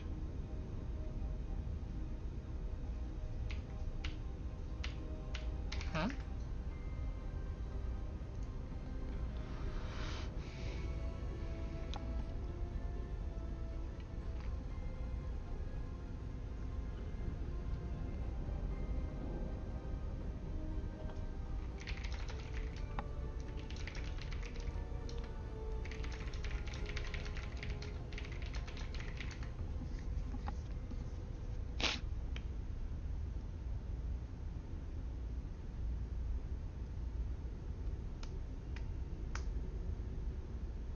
Down to the U-Rock. Okay. You guys can host.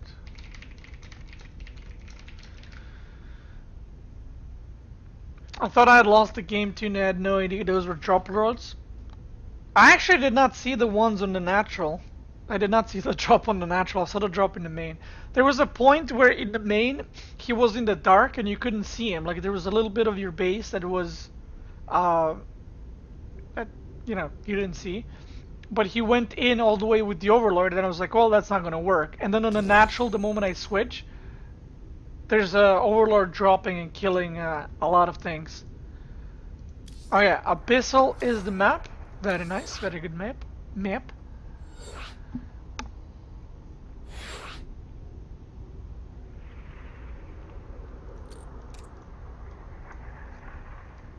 Very worker friendly. No workers will ever be harmed by an oracle. Very worker friendly. No workers will ever be harmed by an oracle. Syax Daunted, thank you for subbing. That, guys, let me tell you, that puts us 1 sub away from the sub goal. Just 1 more sub and we've reached the sub goal. And just 4 more subs and we have unlocked the very nice sub emote, the new sub emote. Okay, they're both ready. Let's get started. This is the second semifinals, guys. Since we finished, hold on, We just finished casting Phoenix Tears versus Spooky. This is the second semifinals, the Outsider versus Light of Void. Harmed by an oracle. Very worker friendly. No workers will ever be harmed by an oracle. The Outsider is up 1-0 right now, and we just have had, a brand new sub, Alaklis. Thank you for subbing. Welcome, and that guy's puts us. That's right. Like I said earlier, it was 4 out of 6. I'm sorry, it was 4 out of 7. Now it's 5 out of 7. Okay. And now we just had G_Morgan subbing, and we're 6 out of 7. We're 1 sub away from the sub goal. Thank you so much for supporting, guys. I'm glad you're enjoying the content. Glad you're enjoying the stream. Welcome. We need 2 more subs, and we're unlocking the very nice emote. Look at this. So close.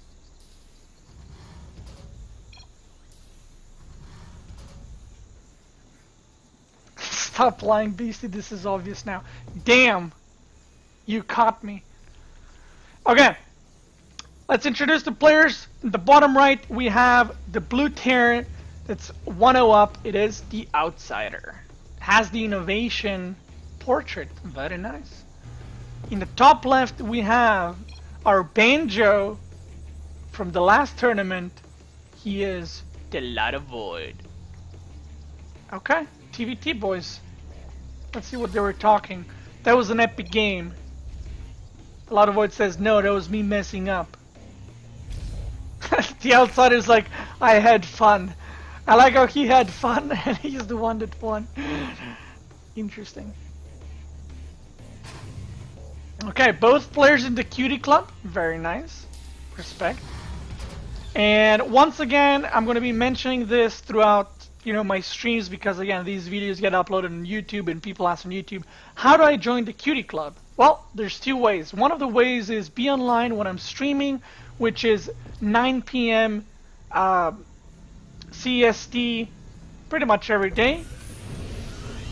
And when I'm streaming, just ask in the stream chat, or join channel Beastie Cutie or on EU or NA Battle.net, and one of the officers and I will invite you. And the second way is, if I'm not streaming, you can just join my Discord server and ask someone there to invite you into the Cutie Club.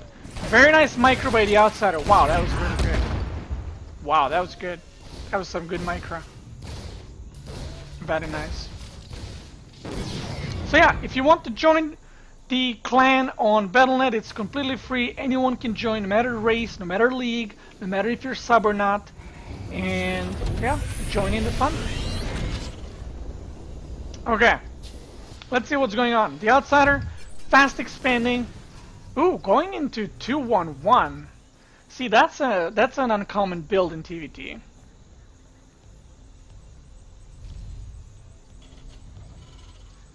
That's a very uncommon TVT build. We'll see how that one is gonna play out. He's lacking quite a bit of gas, so his gas was a bit late, because he should be having stim on the way already. Ooh, this is gonna... Light of Void is gonna go with Reactor Cyclone push. Interesting. And actually, this is going to work. Yep, this is going to kill the Outsider. The Outsider's build is not super crisp. Did he forget stim? Oh my god, he forgot stim. Because he's putting starport in the reactor factory. So I'm 100% sure he forgot the stim here. He definitely has the money and the gas for it. Does he see it though? I guarantee if he loses this game now, he's gonna say, oops, forgot to make stim. I mean, pure Marine against what's gonna be 5 Cyclones soon. He scans the natural and he sees there's nothing. Okay, Light of Void scans, he sees just Marines. If he doesn't choke up like this, oh, nice. No.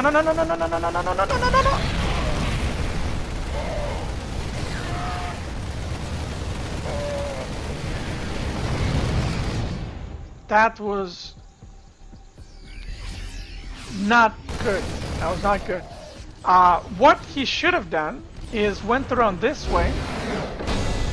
Went around this way, and then from this angle it would be a lot better to engage into Marines. You could micro them a lot better, and I think he could have actually won the game, because he definitely forgot stim. There's still no stim on the way. Okay, that was the second semifinals, guys. We didn't see the first game, but apparently they said it was an epic game.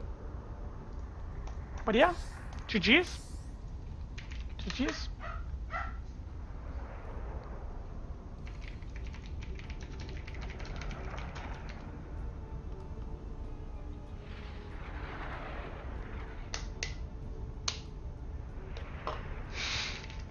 I said the outsider, you forgot stem, and he says maybe. Okay. Guys, we have our grand finals ready. Oops. Where is... There we go. Wait, what the hell?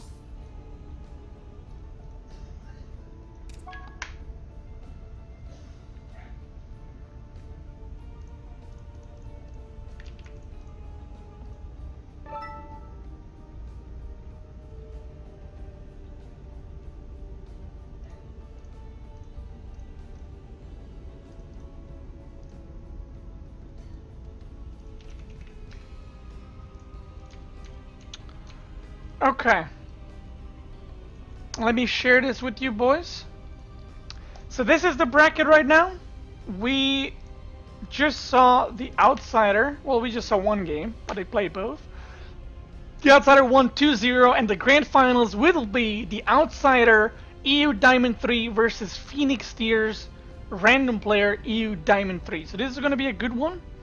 Let's make a straw poll. Who will win the finals?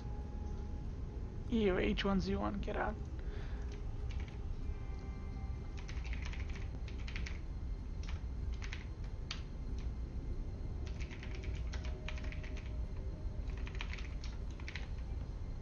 Let's see what you guys think. Who will win the grand finale? Okay, that is the bracket. We're gonna check this in just a little bit. Let me ask them. Let me see what is there any map we didn't play yet? Ooh, Catalina. Are you guys okay with Catalina? Catalina. Is it Catalina or Catalina? I am not sure. But I hate that map. I hate playing it. I don't mind. I don't mind casting it.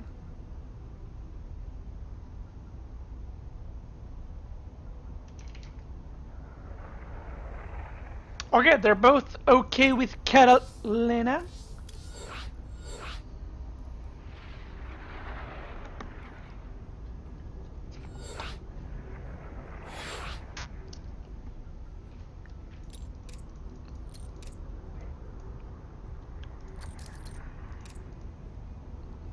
Hi Beastie, can I join the Beastie Boys? Of course. Welcome. Okay, let me leave all these whispers. Okay, are you guys ready? Let's check the straw poll. 24 votes in, 58% Phoenix Steers for random, the outsider 42%. So it's more or less pretty much equal. Okay, let's get into the game, boys. Phoenix Steers is ready. This is actually a pretty hard one for me because, I mean, obviously my main race is Terran, but I love people that play random as well. So it's pretty hard for me to cheer for one or the other. I'm not sure who would I pick. Best of 3 or 5. This is a best of 3. Anyone know what the random's main race is? He said he doesn't have a main race, but he's best with Terran. His Zerg is the worst. His Protoss is the medium difficulty for the opponent.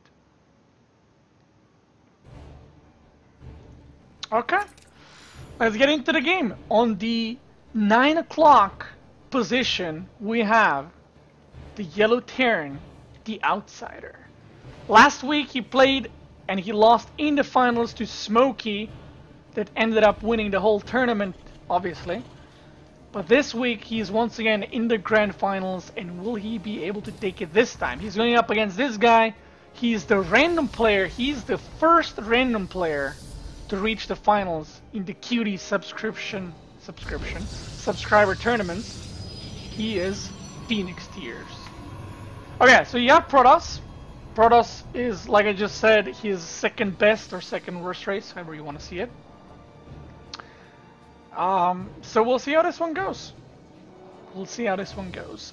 I think this is, like, when I play random personally, especially on 3-player map, I love that because the opponent doesn't know what you're playing. And what I would have liked from, to see from Phoenix Tears is actually, proxy Stargate. Like, just go here, blindly proxy Stargate, because it's in between these two bases. And the Outsider wouldn't know what he's playing against, so he can't really prepare for oracles because he doesn't even know the opponent's race in the first place. So that's how I would play it, since it is a 3-player map. But, you know, we'll see what he's gonna do. He's gonna end up expanding after that. I don't know. The Outsider doesn't care, doesn't even scout. He just wants his economy going. He just wants to expand. That's all he cares about. And apparently Phoenix Tears, hold up. Oh, he went to scout and then he went back. Sadly, oh, the Reaper. Oh, never mind. He's gonna run into the probe. Is he gonna see the CC? Yep.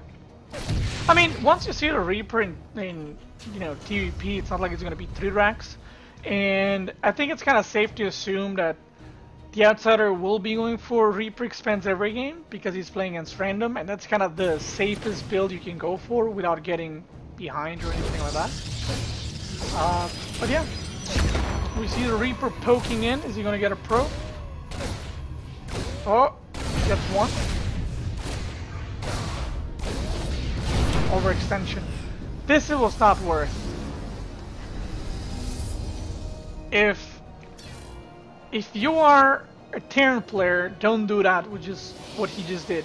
It's not worth to kill 2 probes for Reaper. Your Reaper is not there to do damage. Your Reaper is there to scout what tech the opponent is going for.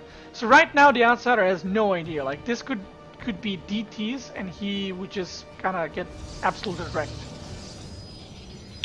And yeah, honorable mention to Phoenix Tears because he is saying his race at the beginning of every game. As you can see, he says, I am Protoss, with a smiley face, so that's pretty cool of him. Props to him.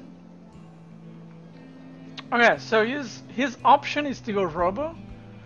And I feel that, like, for someone in the chat that might be, you know, wanting to play next time when we do you know, subscriber tournament and you end up playing against Outsider, one thing you can do against him definitely is cheese, or at least pressure, because as you can see, he doesn't really scout a lot. He has no idea what Phoenix Tears is doing, and he has no protection against oracles here. There's no Widow Mines, there's nothing.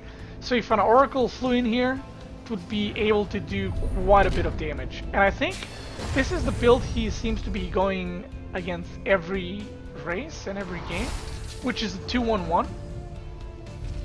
Because if you go 2-1-1 against Protoss or Zerg, that's not really too weird. But if you go 2-1-1 against Terran, that kind of says that you kind of do that build every game. Or at least prefer that build. Oh yeah, so Phoenix here is playing pretty safe, going for Robo. He needs to add at least 2 more gates to be able to defend this first push. And this might be very, very deadly. Because he has a very good setup to defend Widow Mine drops, but he actually doesn't have a proper setup to defend double medevac stim drop, which is what's about to hit, and it's going to be very, very painful. So the Outsider's early game is shaky, but at this point he's transitioning really well. He's making a Liberator and a Medevac, and I really like that as a follow-up. So we see 2 Medevac coming in. The Immortal will pop out, and he might pop. Oh, he might get stuck here. Oh, he gets stuck, but the Tylon dies, so he gets freed. That was pretty good. Oh, my Immortal! Rip. Okay, the stim not quite done. He's trading, but overall, I would say that obviously wasn't good for Protoss. He did lose an Immortal, but if the stim was done, I think he would have just lost the game straight up. So, you know, he survived. He gets to live another day. So pretty good. Pretty good overall.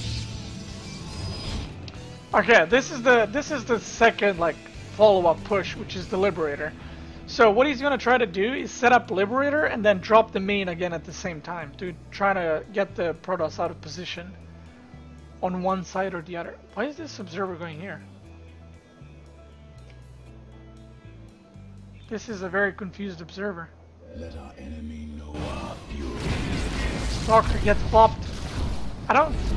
Oh, you're gonna reach it. Wow, that's nice. That was a good defense. Third base coming up. Let's see what the Outsider is doing. Okay, the Outsider added 2 more Raxes, and it seems he's gonna do at least somewhat committed to base. There's another medevac joining in. Does he have enough Stalkers to defend it? He has Blink, so that's good. But I'm not sure if 5 Stalkers beat this. He needs to blink. Oh yeah, 1 Pylon. Pretty good. Good skill to have. He can definitely take care of this with a little bit of patience and just nice little blink micro whenever his Stalkers get low. Let's see. Oh. Messing up a little bit. Blink. Okay, gets 1. Second one very low. Very low, very nice at the same time. Okay, Double Forge coming up is going to move into Colossus. Colossus is on the way. And, wow, that's a lot of units. Holy smokes. That's a lot of units. So the only one way for Phoenix Tiers to be able to hold this... See? He's not chrono boosting the robot. That's a big mistake. He needs to get Colossus ASAP if he wants to hold this. So... Good thing for Outsider is he has way more units than his opponent. What I would like to see him do is just drop 2 bases with like half the army in one base, half the other in another base. But from Phoenix Tiers, he definitely needs to get a Colossus, get maybe a Sentry or 2, and just get Zealots to tank the damage for the Colossus. Because this army is pure Marine, and Marines are not very good against Colossus, as you guys probably know. Okay, the Observer sees the whole army, so he's preparing. He has no sentries, so if this army just stems in, he actually can't do anything about it. Okay, gets activated in the Widow Mine. Uh-oh.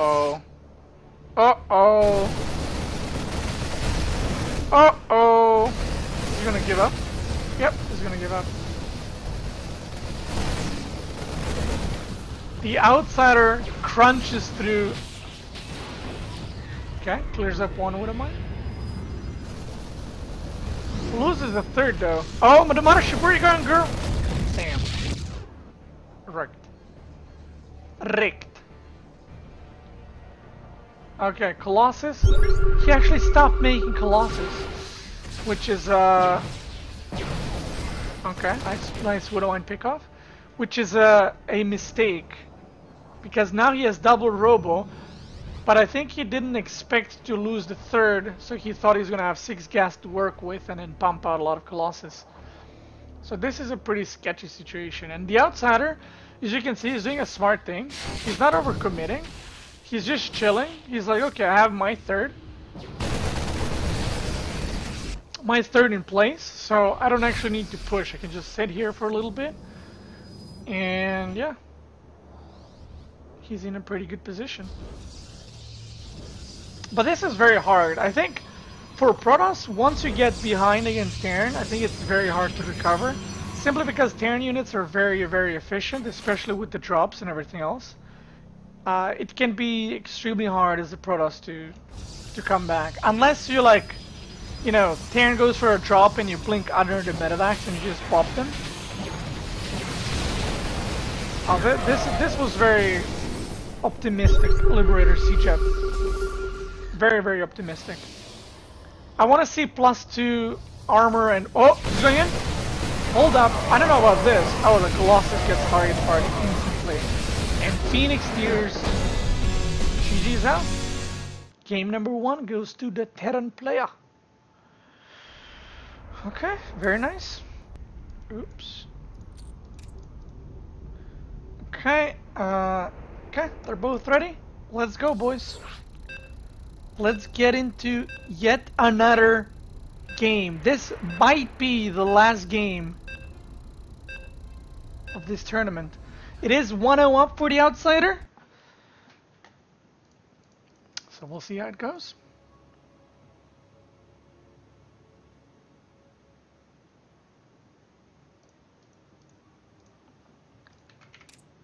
In the top left, we have the yellow Terran.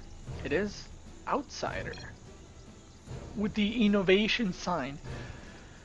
Who does outsider remind me of? With the 2-1-1, he reminds me of Bjorn a little bit, because Bjorn also, like, Bjorn's 2 favorite builds were 3-Rax Reaper and then 2-1-1 with Stim Drop.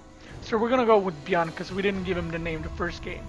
And in the bottom right, we have the orange Protoss. Once again, gets Protoss even though he's random. Well, you know. He is Phoenix Steers, aka Balloon. What I would like to see him do is, like I mentioned in the first game, just go for Proxy Oracle. Just do it. Just throw down double gas right now. Go for that Proxy Oracle. Kill the outsider before the game gets out of hand. And that's it. The outsider seems to have pretty good macro, decent micro, but plays a little bit risky in the beginning, and that's his weakness, I think.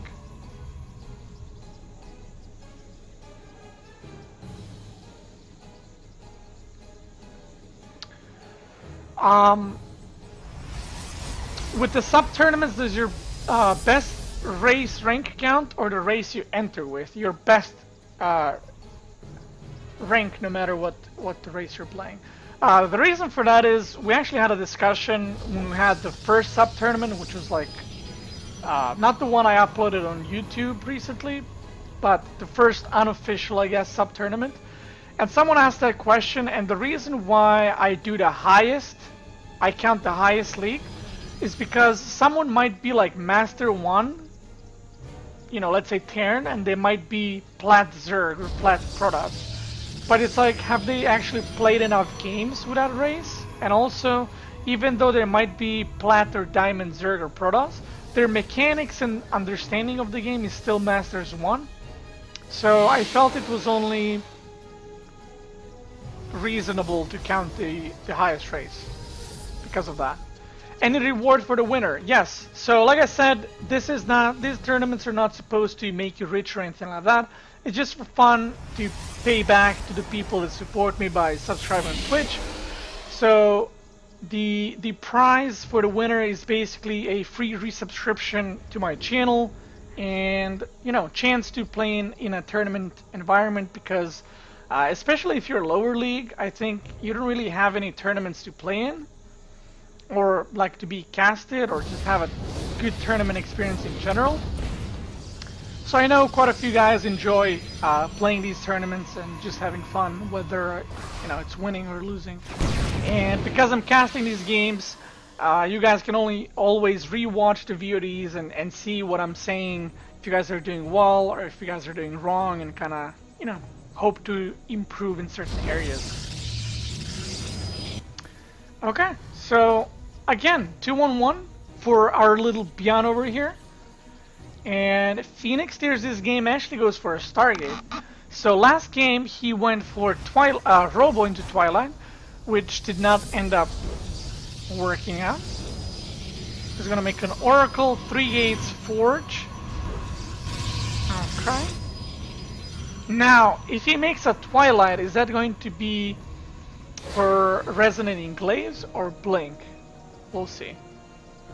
We'll see what he ends up going with. But yeah, I'm glad you guys are enjoying the sub-tournament. I know it's not for everyone. I know some people, you know, join my stream to watch the gameplay videos, aka me playing. But I think, you know, you can't keep your channel to one thing. That's why I'm trying to do different things, whether it's sub-tournaments or sub-wars against other streamers and other subs from other channels, whether it's guides, playing Protoss or Terran. I think it's important to kind of mix it up a little bit. You don't want to do one thing over and over. Okay, a little bit of a supply block here. It happens. Adept goes in, annoys the SCVs a little bit. Okay, so the Outsider, I missed this because I was babbling. The Outsider did scout Stargate. And it looks like it's a scan because you can see on a minimap it's like a circle. So he did scan, he saw the Stargate, made 2 turrets. So he's pretty safe at this point. And Phoenix Tear's actually going for +1 weapons. Is keeping Oracles at home because he did see the missile turret with the Adept. And he's now going Phoenix after that. Interesting. Is he going to add Twilight and go for Resonant Enclaves with this? We'll see. We will see.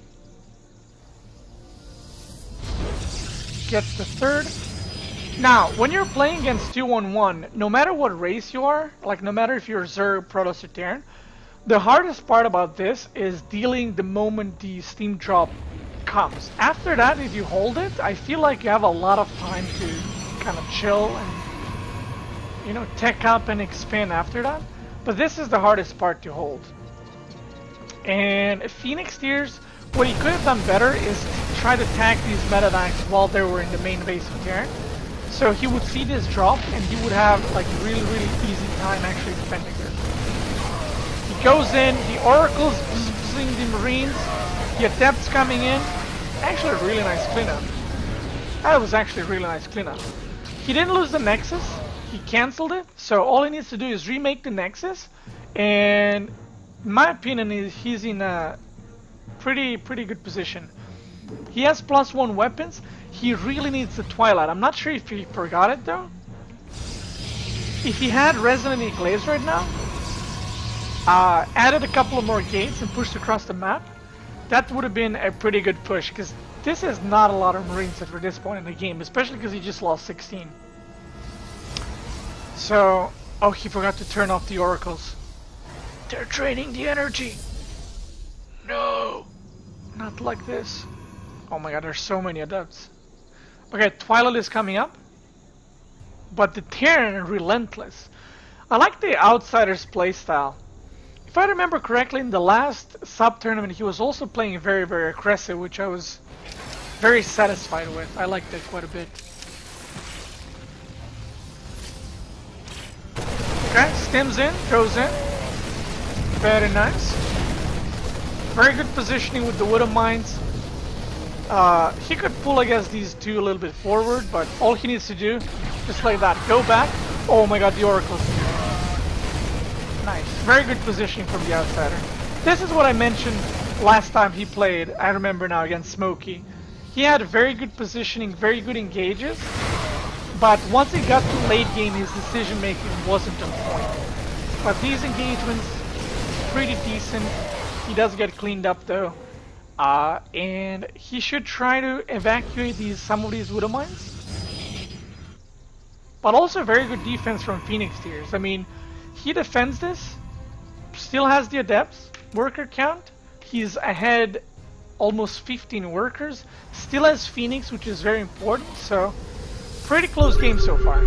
Oh, watch out, you don't wanna overextend in there. Okay. Phoenix Tears now does not need to go down the ramp, he can just chill. Oh! Okay. Oof. That was a hard one. Oh, that one Widow Mine killing 3 Phoenix. Yikes. Okay, that was painful. Where are you going, Widow Mine? And again, the outsider, look, just doing these little tricks, stems in with 4 Marines, picks off a Phoenix.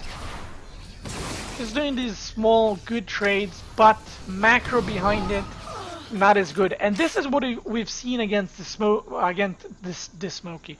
What we've seen against Smokey last time.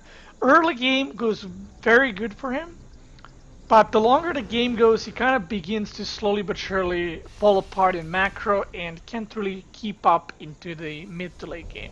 While Phoenix tiers, you can see his early game is a little bit shaky, but then as he's approaching the mid game, he's playing very patient. Doesn't overextend, you know, doesn't just rush up the ramp. He's still losing adepts here and there, but because his third base was active for so long, it's actually okay for him to lose the adepts. As long as he doesn't lose the economy, he doesn't mind this too much. And he actually went into double Stargate, and it seems it's going to be just like mass Stargate or mass Phoenix and Crown units, which I'm liking quite a bit. He should try focus on maybe picking up the Widow Mines with Phoenix, and then the adepts can basically clean up everything on the ground.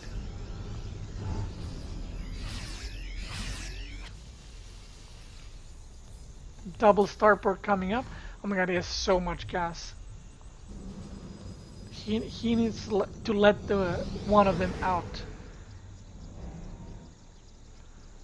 Okay, he's gonna move here. Phoenix here sees this. He knows what's up.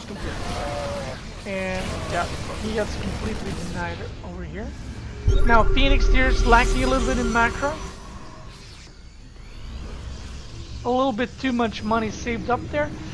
He could definitely push this out, get a 4th base, and just make sure that he keeps the game rolling for himself and not gonna just get stuck on 3 base. But again, the outsider, super aggressive, keeps up the aggression the whole game, doesn't let go. So, very nice play, very nice. Okay, Robo Bay is up. He's getting another Robo, so this is going to be a transition to Colossus. I'm liking it.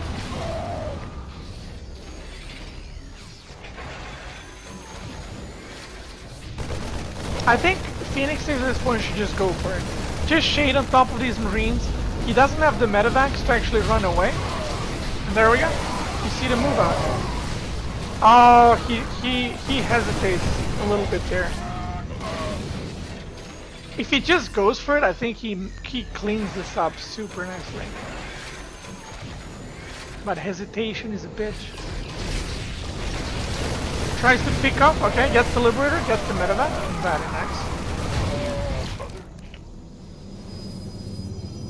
nice. Shade in. You got this. You got this. What you should do is just shade in, split adepts a little bit, and then just let the Phoenix take care of the Liberators. The Marines are way overstimmed, so they actually are gonna get like one shot, like nothing. There's so many Liberators. He's working off of 3 starports. 2 of them have reactors. Okay, Colossus comes in. Oh my god, he just burns like 3 Marines, or 3 to 5 Marines instantly, and that's it. This is the cleanup, boys. Or is it? Hold up. Hold up. This is a very tense game. Oh, the Colossus goes down. Damn.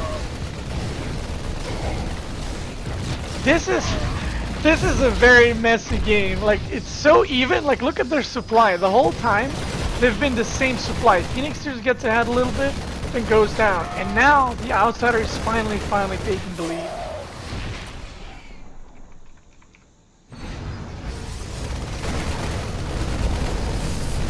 I wish the outsider can send some of the gas to Phoenix Tears, because he's struggling with the gas. Marine's trying to pick up Colossus. not gonna work. Not today. Protoss says +3. Oh. Oh. The mines are the MVP this here for sure.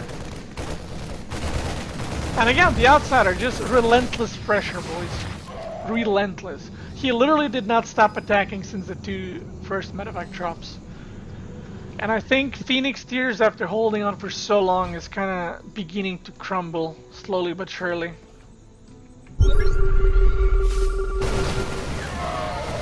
say the APM on these guys, pretty equal, pretty equal. Units lost, Phoenix Tears, you can see, definitely lost way, way more. Oh my god, that Widowmine almost shot the players. And I think this is the beginning of the end, boys. Oh my god. 2 more Liberators, and he actually has no anti-air. He has 3 Phoenix, which at this point is just not enough. Especially after they die. Them being dead is definitely not enough. And I think we have our new winner, boys. 3rd base goes down. He does have a 4th here, but only 6-7 Pro is mining. And GG, boys. The outsider takes this week's subscriber tournament. Number 2 official that will be uploaded to YouTube. And that's it. Let's check the GG's, guys. Thanks for playing, everyone. And again, let's take a look at the bracket. The outsider wins in the end 2-0, and we did have our first random player into the finals, which was pretty cool. It's pretty cool to watch his games. He didn't get Zerg once, actually. He got mostly Protoss and then also Terran, the 1 game I watched, or the 1 game I casted. I want to thank you guys for watching. I hope you enjoyed the subscriber tournament. Hope you had fun and learned something. And that's it. I'll see you guys next time. Have a nice day. Peace out.